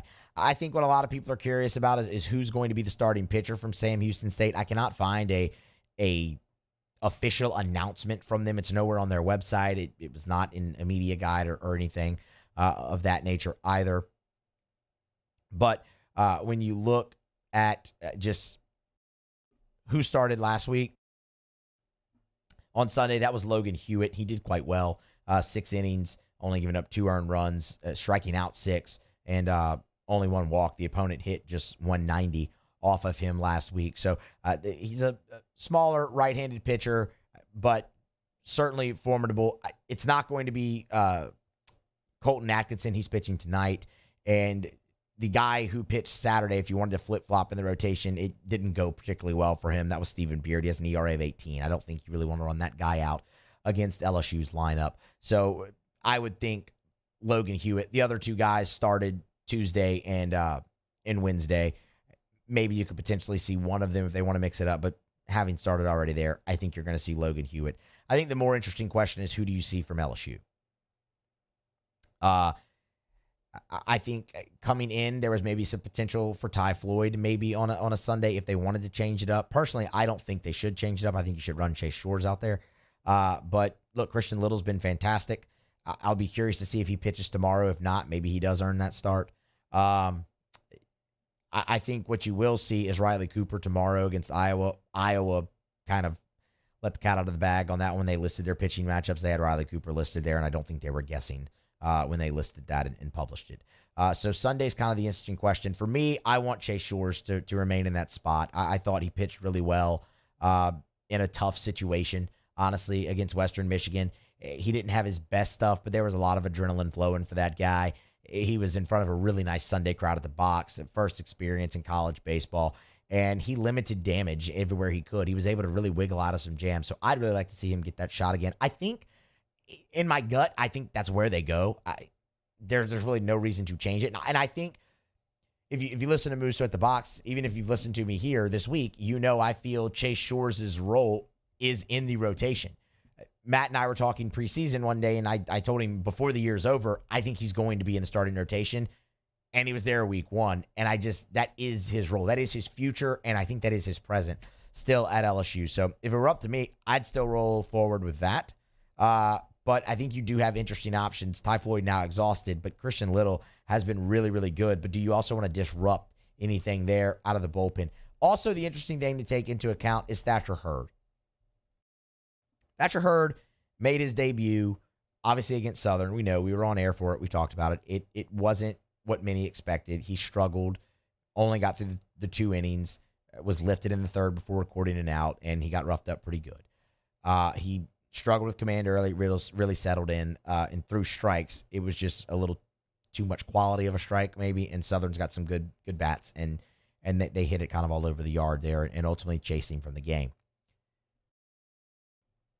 What was interesting, though, was after the game, Jay was asked if Thatcher Hurd would pitch this weekend. And Jay was hesitant to name a starting rotation past Paul Skeens. And when talking about Thatcher Hurd, said he'll pitch in a leverage spot. I understand them obviously wanting to get him back on the mound quickly. You always kind of want to do that with a pitcher after they struggle. Leverage spot is what was interesting. And he followed up by saying it could be starting, it could be relief. Might you see him? I mean, he threw 63 pitches on Tuesday. He would be able to come back and give you a little something on Sunday. Is that really the leverage spot you want to put him in? I don't really necessarily consider starting Sam Houston State a leverage spot unless LSU would have lost both opening games, the first 2 games, which obviously they're not going to because they already beat Kansas State. Sure, you're looking to take 2 out of 3 if you drop one to Iowa tomorrow, and that is important, and that is, I guess, a leverage, but LSU is going to be a sizable favorite over Sam Houston State. Let's just call it what it is. So, is that the leverage spot you want? Do you want it to be out of the bullpen, potentially, in a tight spot in a game, maybe, tomorrow or on Sunday? Or do you want that leverage spot to be a start on the road against the University of Texas on Tuesday night? And I feel like that was kind of always the plan, was for that to be the next appearance, because they want Thatcher Hurd in the starting rotation for SEC play. Like that Jay Johnson said it himself. For them to reach their pinnacle this year, their highest, Thatcher Hurd has to start meaningful games. Well, they don't get any more meaningful than the SEC. They want him in that Saturday spot. You can more than understand why. The stuff is stuff. It flashes, plus stuff. 96 on the fastball, a nice curveball, slider, breaking ball, whatever you want to call it. It's really good. And you saw flashes of it against Southern. You just are searching for that consistency. And then there's the recovery from the injury. Everything we've talked about with Thatcher Hurd. So that's one thing I'm interested in. Do you see him Sunday, or do you see him starting our bullpen, regardless, on Sunday against Sam Houston State? Or do you see him in the ultimate leverage spot? That's going to be a raucous crowd at the Dish against Florida, against Texas. Oh, Florida, where'd that come from? Against Texas in Austin on Tuesday night. That's where I really expect to see Hurd. And for what it's worth, he was not available today. They had him crossed out on the lineup card. And because of the goal going forward to have him in the rotation. So for me, I want to see Chase Shores again on Sunday. And I think he'd be able to settle in a little bit more, but he'd also be facing a very capable lineup. We went through it, right? LSU's going to be a sizable favorite against this team, absolutely, but they are capable, and specifically on the mound. And they're not capable in the lineup either, right? In the bullpen either. Their team ERA is inflated at 5.32, but 4 guys are dragging that down with double-digit ERAs. Everybody else is very, very good, and anyone who's appeared multiple times out of the pen has been very good. They have a transfer from Texas A&M and Alex Magers, who's a big stock righty. They have Chandler David, who's been fantastic twice out of the bullpen with a 0 ERA in 5 innings already this year. Like, they have got Braden Davis is another guy with a 0 ERA and 2 appearances out of the bullpen already this season. So they have plenty of guys there. It's a good mid-major club that can test LSU if they let their guard down. So that's another reason I'd like to see Chase Shores, because, again, I feel where his future is this season and present is this season. I'd like to see him get that run against the team that could challenge him at a neutral site. It's a different environment that you want him to get used to as well. So LSU, they'll face Sam Houston State at 4 o'clock on Sunday to wrap up their stay in Round Rock. And then they'll just drive the short trip to Austin there, south, and play the University of Texas on Tuesday night. That game is going to have a lot of fanfare around it, and it's going to get national attention in the midweek for college baseball. And just quite honestly, Texas is a little down this year. They lost so much out of their lineup, and even on the pitching staff. They started the season 0-3. But it's still the University of Texas. They still have talent. you're on the road. And again, it's going to be a crazy environment. So I'm excited to see that one. You got 2 games to get through before that. I don't want to get too ahead of myself there, but that one's going to be special, and it'll be even more special if you can go in there undefeated. So get through Iowa, get through Sam Houston State. It was a great win for LSU today. You got a tough challenge in Birdie Breck tomorrow, and wrap up a great weekend of baseball, hopefully, in Round Rock. Let's grab a break. Come back on the other side. We'll talk some NFL draft in the second segment here. Driving you home, 5 o'clock hour on a Friday AFR, presented by Don Juan Cigar Bar. AFR. AFR is brought to you by Hudco Roofing, HudcoRoofing.com. Tell you every day, do business with someone you know. That's us. That's me. That's Ryan Terrio. That's Richard Tilley. And no matter where you are in the state of Louisiana, if you have an issue with your roof, we can help. From the smallest residential repair to the largest commercial job, we got the crews, staff, all of the products ready to roll to help you today. So give us a shout at Hudco Roofing. Again, in the 225, the 504, the 337, the 318, we'd love to help you at Hudco Roofing. And we're never going to oversell something. For example, we got a great coating product. Maybe a roof replacement isn't what's best. Maybe it can be repaired. Or a coating product, which is about half the price of a roof replacement and comes with a 20-year guarantee. We'd love to go over the options with you. It's Hudco Roofing. Online, HudcoRoofing.com. That's HudcoRoofing.com. Do business with someone you know. Hudco Roofing and HudcoRoofing.com. You'll love the deals this month at Corval Toyota in Opelousas. Get 3.99% financing on new 23 Highlanders, and as always, you'll never pay over MSRP. So come on down to Happy Town. That's Corval Toyota in Opelousas. Happy Town, USA.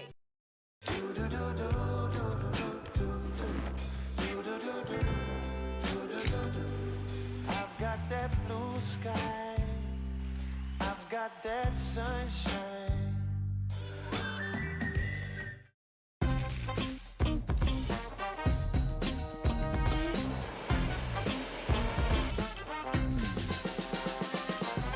The best kept secret in town is out. Discover Tallulah at the Renaissance Hotel on Bluebonnet.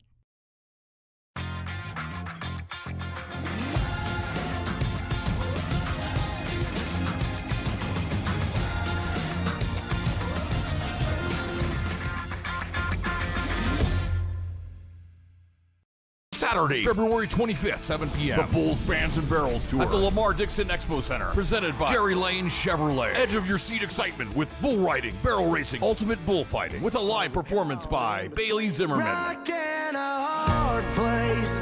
With Timothy Wayne. Plus two-time PBR world champion Chris Shivers. And Brinson James, the entertainer. Tickets and information at bullsbandsandbarrels.com. Saturday, February 25th. Lamar Dixon Expo Center at 7 p.m. Presented by Jerry Lane Chevrolet. The #1 Chevrolet dealer in Louisiana. I had to leave my parents. I had to move schools. I don't know anyone here. Everything keeps changing. Why is this happening to me? I'm sure glad you're here. Change a child's story. There's a child in foster care waiting for a volunteer like you.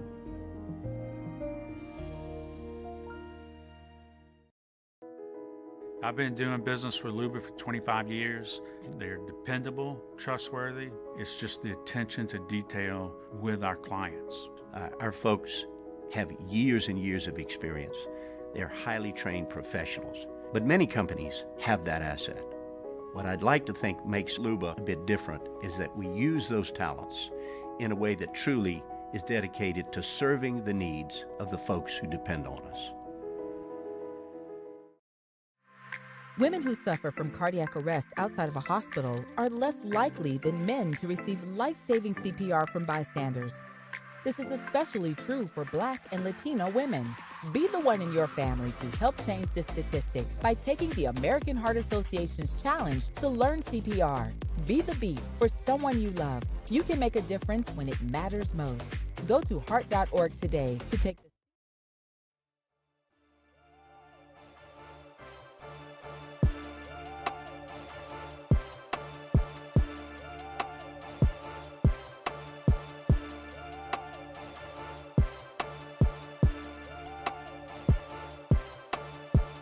after further review with Matt Moscona. Presented by Don Juan Cigar Bar. ESPN Baton Rouge, New Orleans, Alexandria.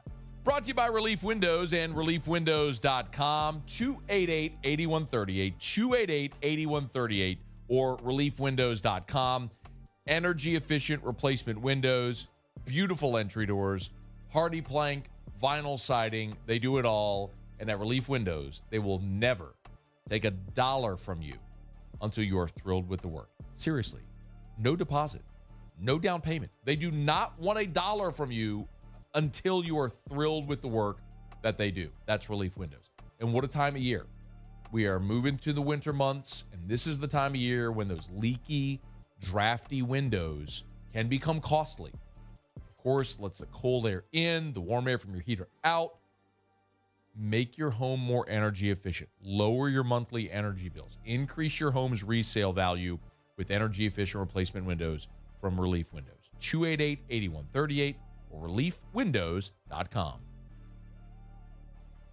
So we have another mock draft from CBS Sports. This one's from Tom Fornelli. And when I was doing show prep today and kind of just scrolling through some websites and articles, I came across this and I was like, I don't really want to do another mock draft segment. I mean, we did one the last 2 days and we were able to kind of compare and contrast. They're both 2-round mocks. They're both vastly different. And it worked because the opinions I had on each of them were also vastly different. 3 is overkill. It is mock draft season, though, y'all. And I mean, look, the NFL Combine's next week. You're going to see a lot of them be pumped out right now, and then a lot of them pumped out after the Combine when you have movers and risers. And I was like, I'm probably not going to do it, but I'll click on it just for the hay of it and see what's in there. And then I realized, well, I have to do this because old Tom Fornelli at CBS Sports is playing to the Louisiana audience with this mock draft, ladies and gentlemen. So, you'll recall on Wednesday, we looked through Chris Trapasso's mock draft at CBS Sports, and it was quite outlandish. He had Anthony Richardson going number 1 overall. He had the Saints taking a wide receiver, Zay Flowers, at 29. He had Kayshon Boutte going as the first pick in round 2, number 32 overall. He had B.J. Ojulari shortly behind that. I mean, it was we gave some takes on it. Let's just say that. It was outlandish. Looked at another one yesterday from CBS Sports, another 2-round mock. That was a little bit more lock and step, right? You had Bryce Young going. They had the Saints, number 1 overall. They had the Saints taking an edge rusher out of Iowa with the 29th pick, a wide receiver in the second round. Really liked the Saints draft, actually, in that mock.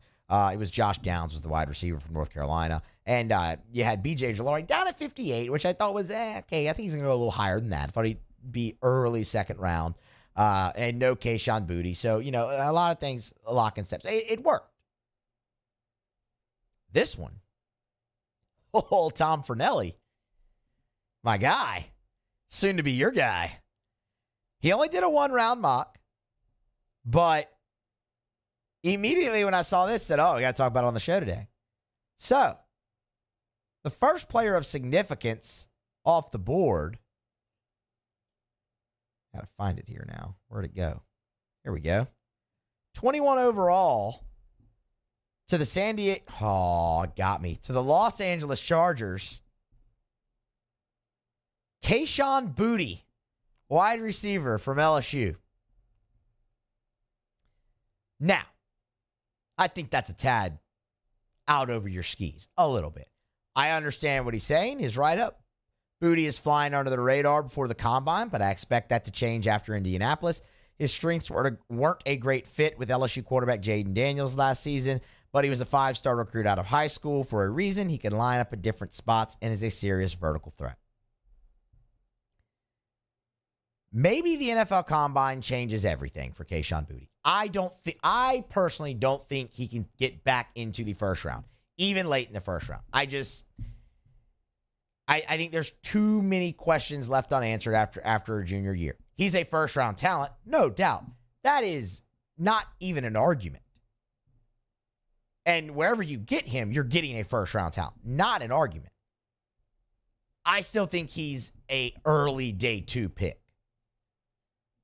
But it's the first time you've seen now in an NFL draft, in a mock draft, someone have him in the first round again and citing a wild combine and him testing out of his mind in the NFL combine, which I expect. I expect Kayshon Boutte to go to Indianapolis next week and be awesome because he's a freak athlete. And that's what freak athletes do at the NFL combine.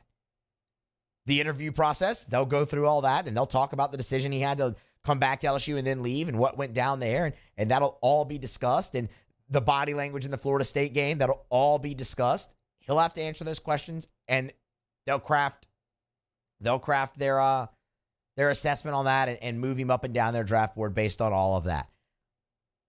I think he has a great combine, though, and I think that allows him to move back up draft boards. I don't think it allows him to move back into the first round. I just don't. I think Kayshon would have had to come back to LSU, have a stellar year, and then he would have gotten the first round. But I still think he's an early day 2 pick. Love seeing it there, though. Let me know what you think, man. Can he get all the way back up to pick 21 where Tom Fornelli has him?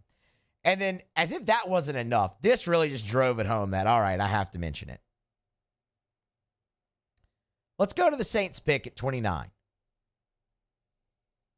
And it's an edge rusher, which I like. And I think that's probably the direction the Saints go. We mentioned they're working on the multi-year extension today with Tano Passanio, who's been serviceable for them at that backup defensive end spot. We've talked about maybe what that meant for Marcus Davenport. What does it mean going forward for the Saints as a whole? Because you still haven't got enough out of Peyton Turner. Cam Jordan is getting up there in age. His career's not far. Edge rusher makes so much sense for the Saints to target in this draft. And they love taking a lineman with their first overall pick. Tom Fornelli, our guy, has mocked 29th overall to the New Orleans Saints from your Fighting Tigers of LSU, edge rusher B.J. Ojulari. Selfishly, I think we all would love to see it because it always comes up, right? The Saints don't take LSU players. Yeah, you hear it every year. So selfishly, we'd all love to see it. But it would also fill a hell of a need, and B.J. Ojulari is more than capable of being a standout edge rusher in the NFL. As Tom Fornelli puts it, the only knock on Ojulari after the combine will be his production at LSU. That can be explained by playing under multiple defensive coordinators during his college years, all of whom asked him to do different things. At the end of the day, he's a stud, and while I have him going late first round here, he could go much earlier. Okay, he could. Talent-wise, absolutely. Yes, he could. He won't.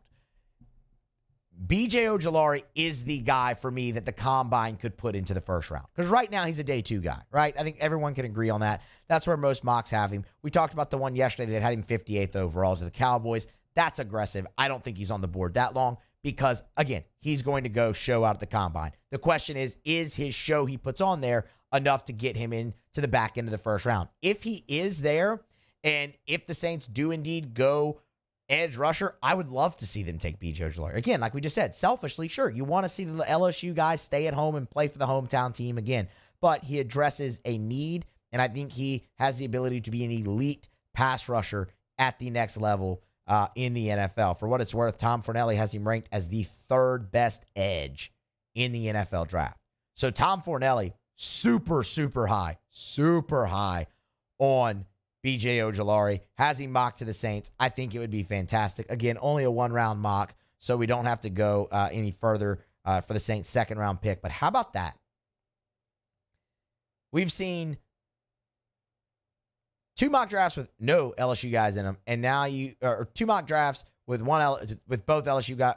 Oh, 1 mock draft, easy for me to say, right? 1 mock draft with 1 LSU player. 1 mock draft with both LSU players, and now 1 mock draft with both LSU players in the first round. Tom Fornelli doing a lot to endear himself to the Louisiana faithful who might read his mock drafts and articles over at CBS Sports. We thank you, Tom Fornelli. And no Anthony Richardson. And no Anthony Richardson in the first round. How about that? Which I think is wrong. I think Anthony Richardson goes in the first round, but I don't think it works out. I don't think he goes number 1 overall like Chris Trapasso had him. One more thing. We see our third different number 1 overall pick from CBS Sports as well. C.J. Stroud mocked number 1 overall to the Houston Texans by Tom Fornelli in a mock trade from the Chicago Bears. They would just swap picks in that situation and draft C.J. Stroud. He has Bryce Young going 3rd overall. I still think Bryce Young is the 1st overall pick in the draft.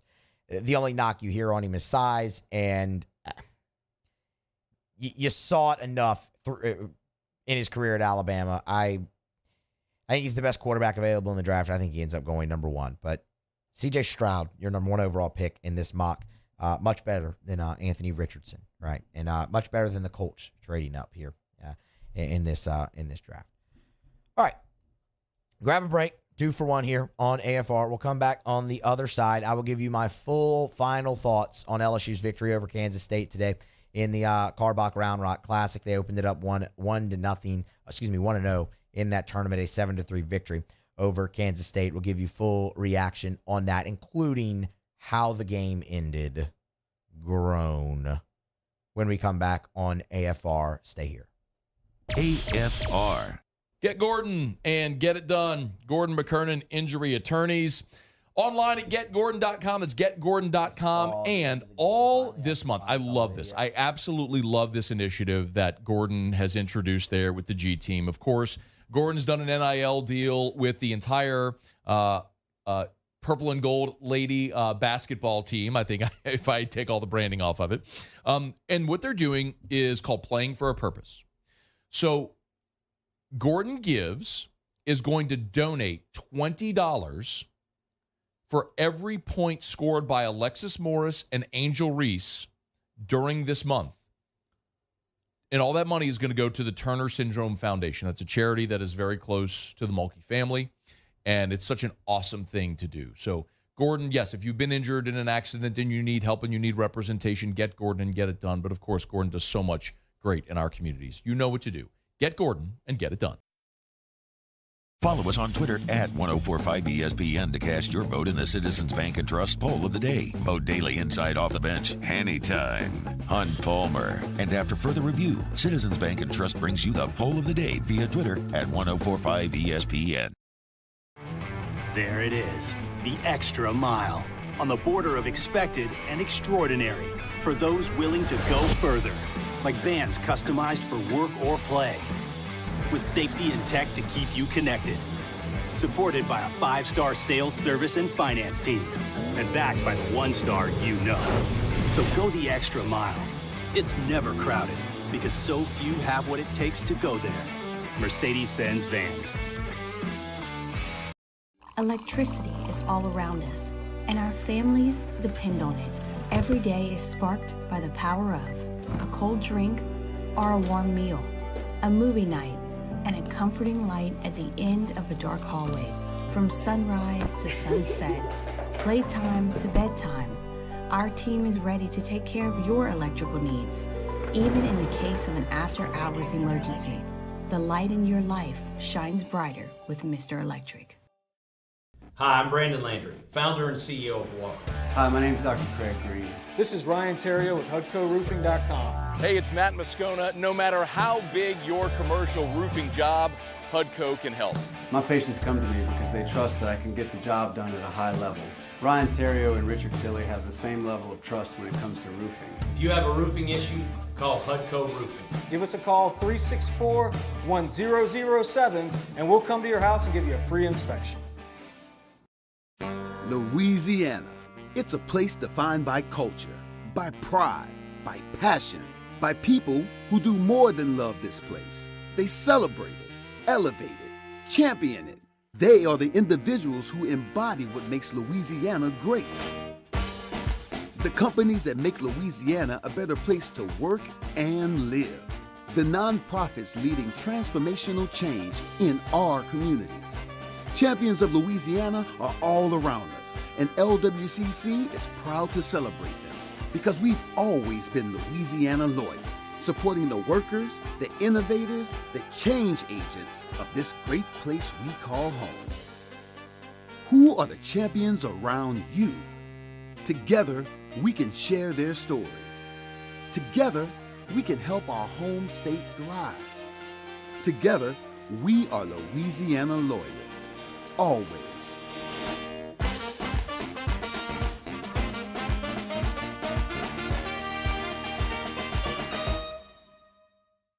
Saturday, February 25th, 7 p.m. The Bulls.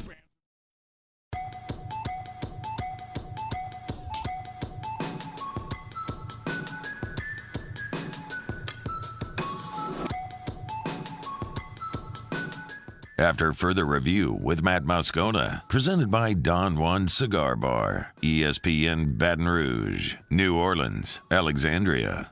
We remind you about Michelli Weighing and Measurement, Michelli.com. That's where you can check them out, Michelli.com. Remember, at Michelli, they do offer ISO 17025 accreditation. You can learn more at Michelli.com and other accreditations and standard calibrations as well, Michelli.com, Michelli.com. All of their different services and products are at the website. The website is a great virtual font of resources. So many times, clients will say, oh, I didn't know you did that. So go to Michelli.com. The track system that they offer is a great asset.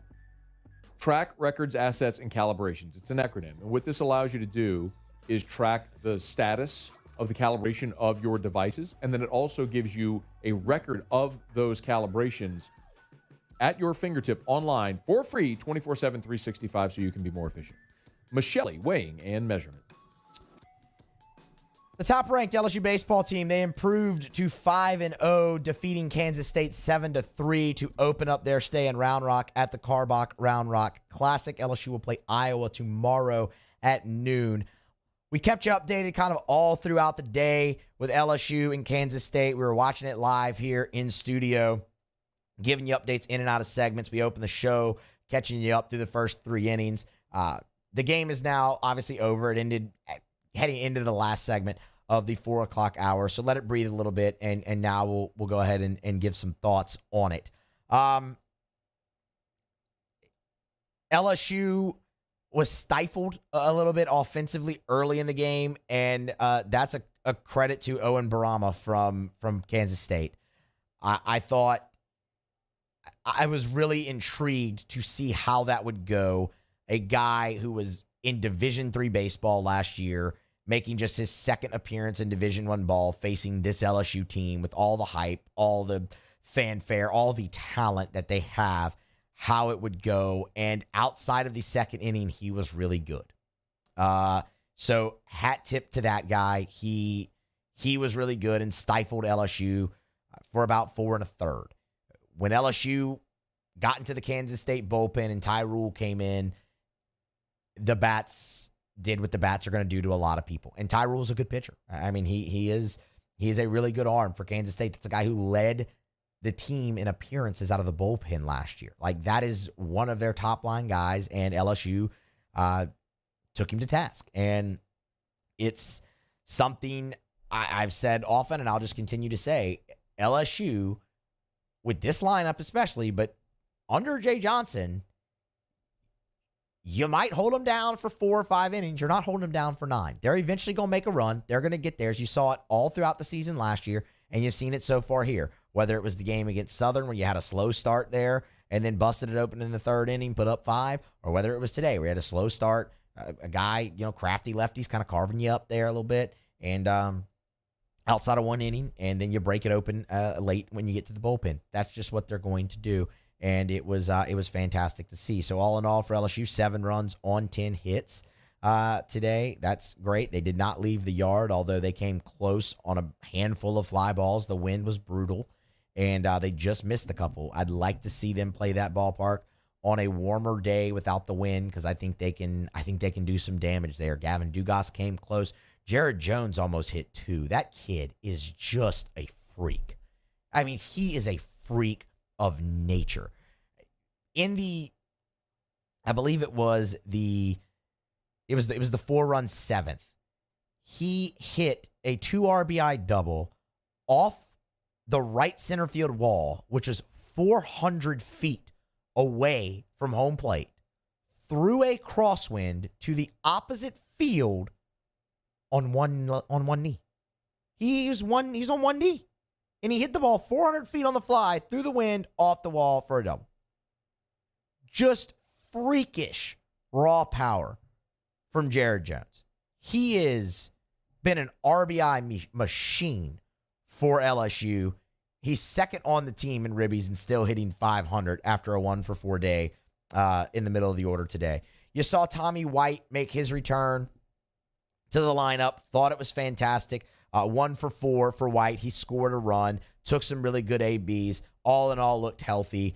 If he can swing the bat, that's great. The last step is just him being able to make the throw across the diamond, and that will come in time. And when that does, you'll go back to your normal lineup where you'll have Jones at DH and Morgan at first, White at third, and you'll figure out the corner outfield spots, which that is an interesting conversation that we need to have, and I'm going to have a little bit here towards the end of this segment, because that has been the glaring hole right now in LSU's lineup, has been one corner outfield spot. Take your pick. It's been left one day, it's been right the other, whatever. We'll get to that momentarily. Gavin Dugas at the top of the order was fantastic. He led off the game with a single. He had an RBI single later, so a 2-for-4 day.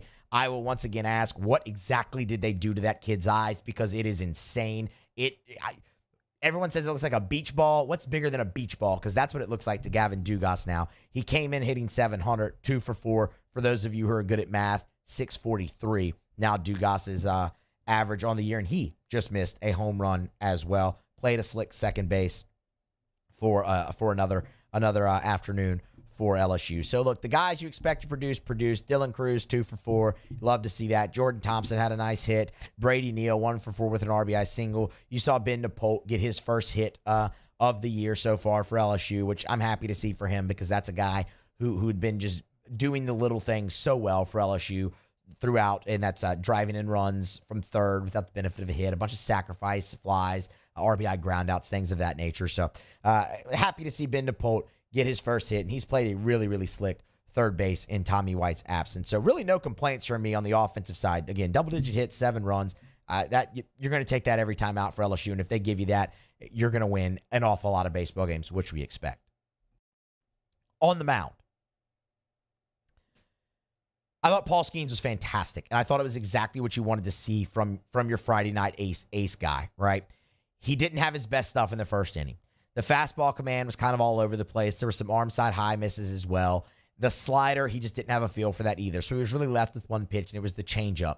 And credit Kansas State, they were picking it up very, very well out of his hands. Some really tough takes on some really nice changeups from Paul Skeens.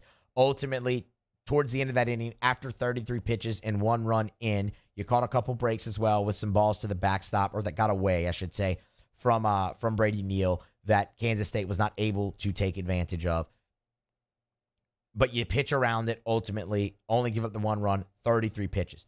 Tweeted after it. Great job by Skeens to limit the damage to 1 run. 33 pitches is a lot, but if he settles in, you can definitely get 5 out of him. He had an 8-pitch second and really settled in from there, and you ended up getting 6 pitches out of him. 6 innings out of him on 101 pitches this year. Back-to-back starts, he's gone 6 innings. He gets the win. Only the 1 earned run, only 2 hits, struck out 11.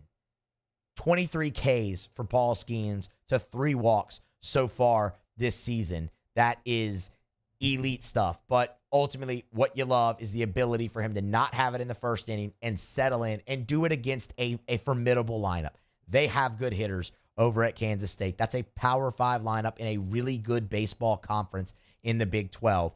That was encouraging to see from him. It gives you great confidence going forward with Paul Skeens about, okay, if he doesn't have it early, he's shown the ability now to settle in against a formidable opponent. So loved that. And I thought Ty Floyd was great for the 3 innings he came in. Gave up a homer and then an unearned run, inconsequential in the 9th inning. But ultimately, he threw a lot of strikes, 52 pitches, 33 of them for strikes, 3 innings, struck out 5. He looked great. The changeup, they used the changeup a good little bit more today, and Ty threw some really, really good changeups. So liked what I saw from him. He's going to be a big piece, whether it's at the back end of the bullpen or if he somehow finds his way into the starting rotation. Gives you great versatility. The way the game ended. So if you didn't see it, Ty Floyd had an 0-2 count on the batter. There was a runner at first. It was 7-3, 2 outs. And the home plate umpire called a hitter's clock violation, called the batter out on strikes, and ended the game. And I think it's horrendous. I don't care that it was cold. I don't care that Blue was ready to go home. I don't care that it was 7-3 and the game was pretty much over. I don't care. We have to be better than that. You have to use your discretion better than that. And here's why I say it. I finally saw the video of the play, and you could have let it slide. The clock ran out, but as the clock ran out, there was probably maybe a second or so there. The batter had gone into his stance and had the bat on his shoulder and was addressing the pitcher. He was looking at Ty Floyd. You let that slide when it's ending the game. That is, you're flexing power. It's one reason people hate umpires. Like you, I don't know your name, but you are the reason people hate umpires, and you have to be better than that. Let that end a meaningful game, and then guess what? Shortening baseball games doesn't matter anymore because coaches and the league is going to be so up in arms that you ended a meaningful game like that hitter's clock goes out the window or it gets extended. You have to use your discretion better than that. Yeah, it's inconsequential here because it was 7-3 and whatever. The game was out of reach and it was an OT. Whatever. You have to be better than that. The game was coming in well under 3 hours. You had accomplished your goal. Stop. That's stupid. I already hate the rule enough. I really hate it when you do something like that. And I challenge you to do it in a meaningful game in June or in a meaningful game in postseason or in the SEC play and see the reaction you get and see if it doesn't spur change to that rule. If the guy's in his stance and addressing the pitcher with 1 second left on the clock, chill out, Blue. That's ridiculous. Last thing, because I got to get a break here. LSU's got to figure out something for one of those corner outfield spots. They're going to keep running Paxton Kling and Josh Pearson out there. One of those guys has to take hold of it. It's just been a really slow start with the bat for both of those guys. Kling was 0 for 2 today. He's now down to 0.83. He's got all the upside. He's going to be a great player at LSU. Please don't misunderstand me. I'm just saying if you can figure something out there, you need to. One of those guys I'd like to see step up here shortly down the stretch here in the pre-conference play. You have 2 weekends. If it doesn't start this weekend, 2 weekends left after this and kind of take hold going into SEC play there because that has been it's been the weakest and least productive spot for LSU in their lineup. So I think both guys are more than capable, have the faith in both guys. In both those guys, it's just taking them a little longer to come around. Upside there for Paxton Kling, absolutely. And he's going to keep getting opportunities, and I'm all for it. Same with Josh Pearson. I think you see him get a start at some point this week in one of the corner outfield spots. But you need to go there. And I thought Trey Morgan played a nice left field for the chances he got. I was holding my breath, as I'm sure most of you were, when he hit the wall and went down. They had to get a trainer out there. But that's the position battle I really want to watch because Dugas has a stranglehold on second right now. Who steps up in that corner outfield spot? All right, we're going to grab a break, close out a Friday edition of AFR, close out the week here. When we return, ask Musso, ask AFR, whatever you want to do. There's some questions coming into the Bayou Ford YouTube chat. Keep them coming. We'll answer them to close out the week. Stay here. AFR. Brought to you by New Orleans Flooring, online at nolaflooring.com. 2 locations, Metairie, and, of course, Airline Highway in Prairieville. If you're going south on Airline in Prairieville, you pass the Walmart, look to the right. You can't miss it. It's New Orleans Flooring. Go to nolaflooring.com, nolaflooring.com. The thing that really sets them apart, look, they've got amazing people. You can go see Terrell. You can go see Big Sean. Great people there. They got everyday low prices. You can get the free in-home estimate. They got the mobile showroom. You can get inspired there on the website. It's a great resource to go to. Financing is available. But what sets them apart more than anything is they cut out the middleman. Because they have more than 1 million square foot of product in stock, they cut out the middleman, and they can give you the best price. I mean, you're talking about saving 40, 50, 60% on flooring. Go where the pros go. Go to New Orleans Flooring. That's nolaflooring.com. 2 locations, Metairie and Prairieville, and online at nolaflooring.com. flooring.com. Gulf Coast Bank and Trust is giving our customers the power to bank anywhere, anytime during this challenging event. And we're right there with you. Our mobile banking app is a smart way to manage your money and time. Gulf Coast Bank and Trust, the bank that cares about you.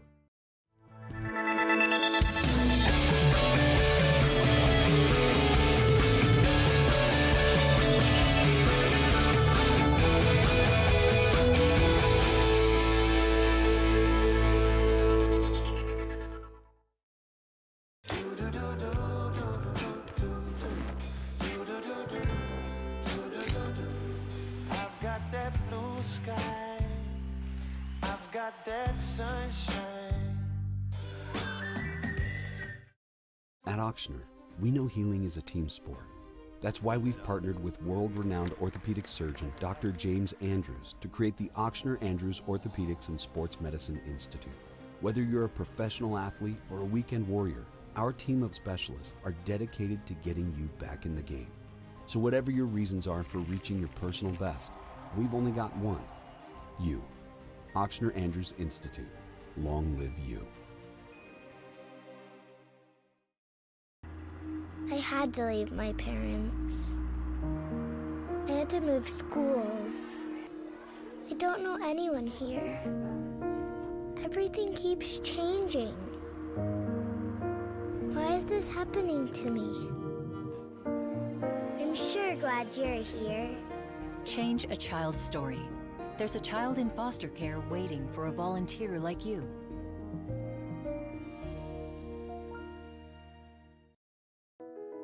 I've been doing business with Luba for 25 years. They're dependable, trustworthy. It's just the attention to detail with our clients. Our folks have years and years of experience. They're highly trained professionals. But many companies have that asset. What I'd like to think makes Luba a bit different is that we use those talents in a way that truly is dedicated to serving the needs of the folks who depend on us. Women who suffer from cardiac arrest outside of a hospital are less likely than men to receive life-saving CPR from bystanders. This is especially true for Black and Latino women. Be the one in your family to help change this statistic by taking the American Heart Association's challenge to learn CPR. Be the beat for someone you love. You can make a difference when it matters most. Go to heart.org today to take the CPR challenge and save lives.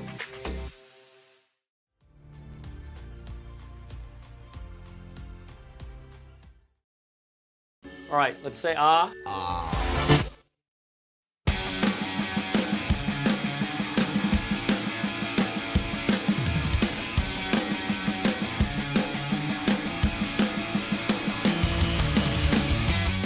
After further review with Matt Moscona, presented by Don Juan Cigar Bar, ESPN Baton Rouge, New Orleans, Alexandria. All right, wrapping up the week here on After Further Review. Get to a little of your questions from the Bayou Ford YouTube chat. Ask Musso, if you will, or ask AFR. Really, whatever you want to ask, we can get that answered. I see a lot of baseball questions here. This one, hashtag Ask Musso. We got to keep Dugas in the leadoff spot, right? Yeah. What I say? He's hitting 643. Yeah, 643. Yeah, he's not going anywhere. He's gonna continue to lead off for this team and play a nice play a nice role there at second base. Ask Musso, who will be the weekend starters come SEC time? You touched on this a little bit earlier in the show. Obviously, Paul Skeens will be your Friday night guy. They want Thatcher Hurd to take that role on Saturday in the SEC, and I think eventually he does. And then, like I said, man, I think you keep Chase Shores there. You give him a few more starts to see. I think it's very much in flux. If it's not Shores, I think it's either Ty Floyd or Christian Little at this point there. So those are the options I'd give you. If I had to make a choice right now, I'd say Skeens, Hurd, Shores. Let's see.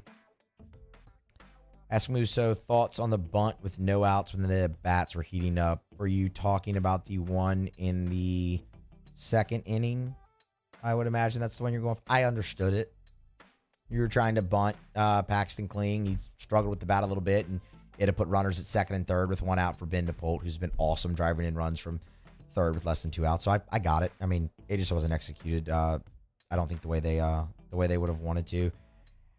Ask Musso, how many SEC games will the Tigers win? I pegged them at 21. I think they can win up to 23. I think they're in that range of 21 to 23, but I have them 21-9.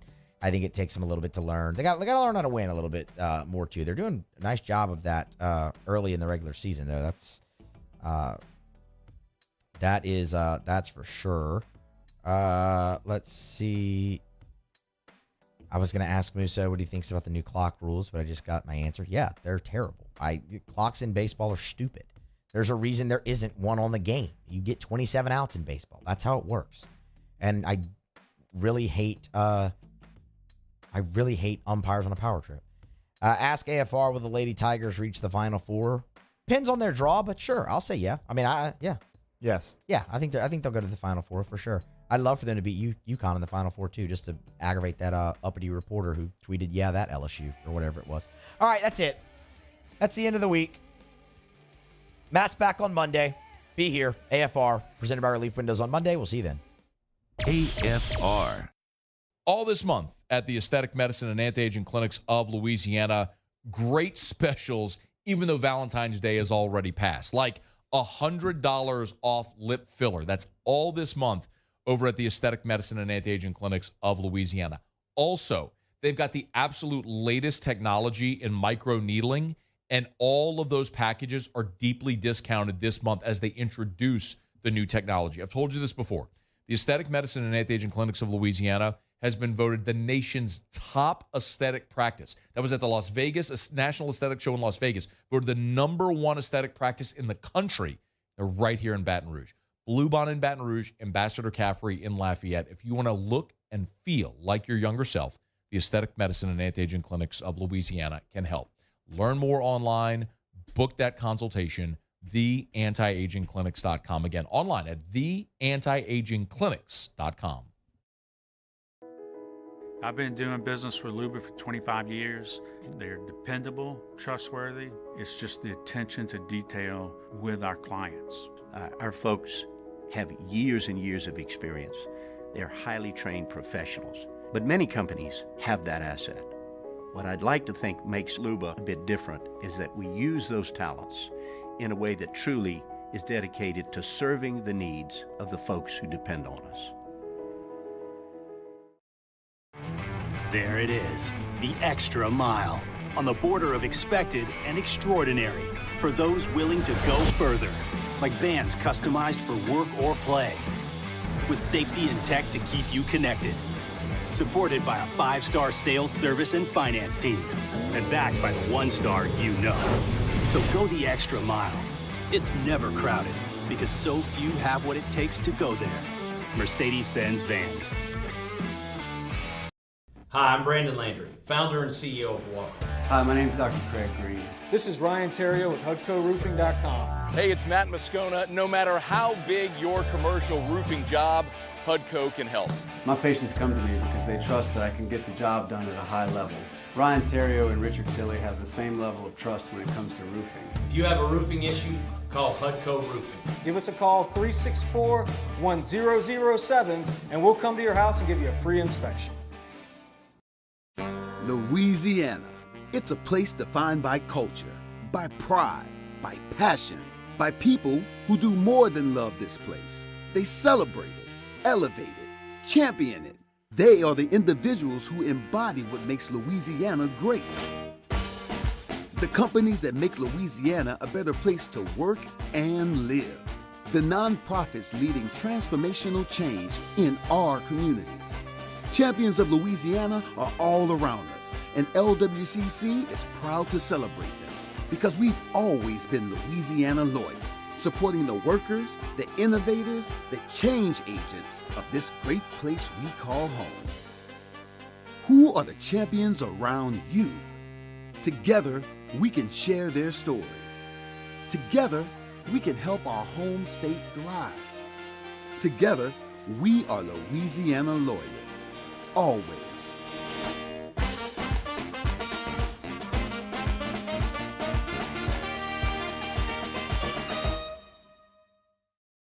Saturday, February 25th, 7 p.m. The Bulls Bands and Barrels Tour at the Lamar Dixon Expo Center. Presented by Jerry Lane Chevrolet. Edge of your seat excitement with bull riding, barrel racing, ultimate bullfighting. With a live performance by Bailey Zimmerman.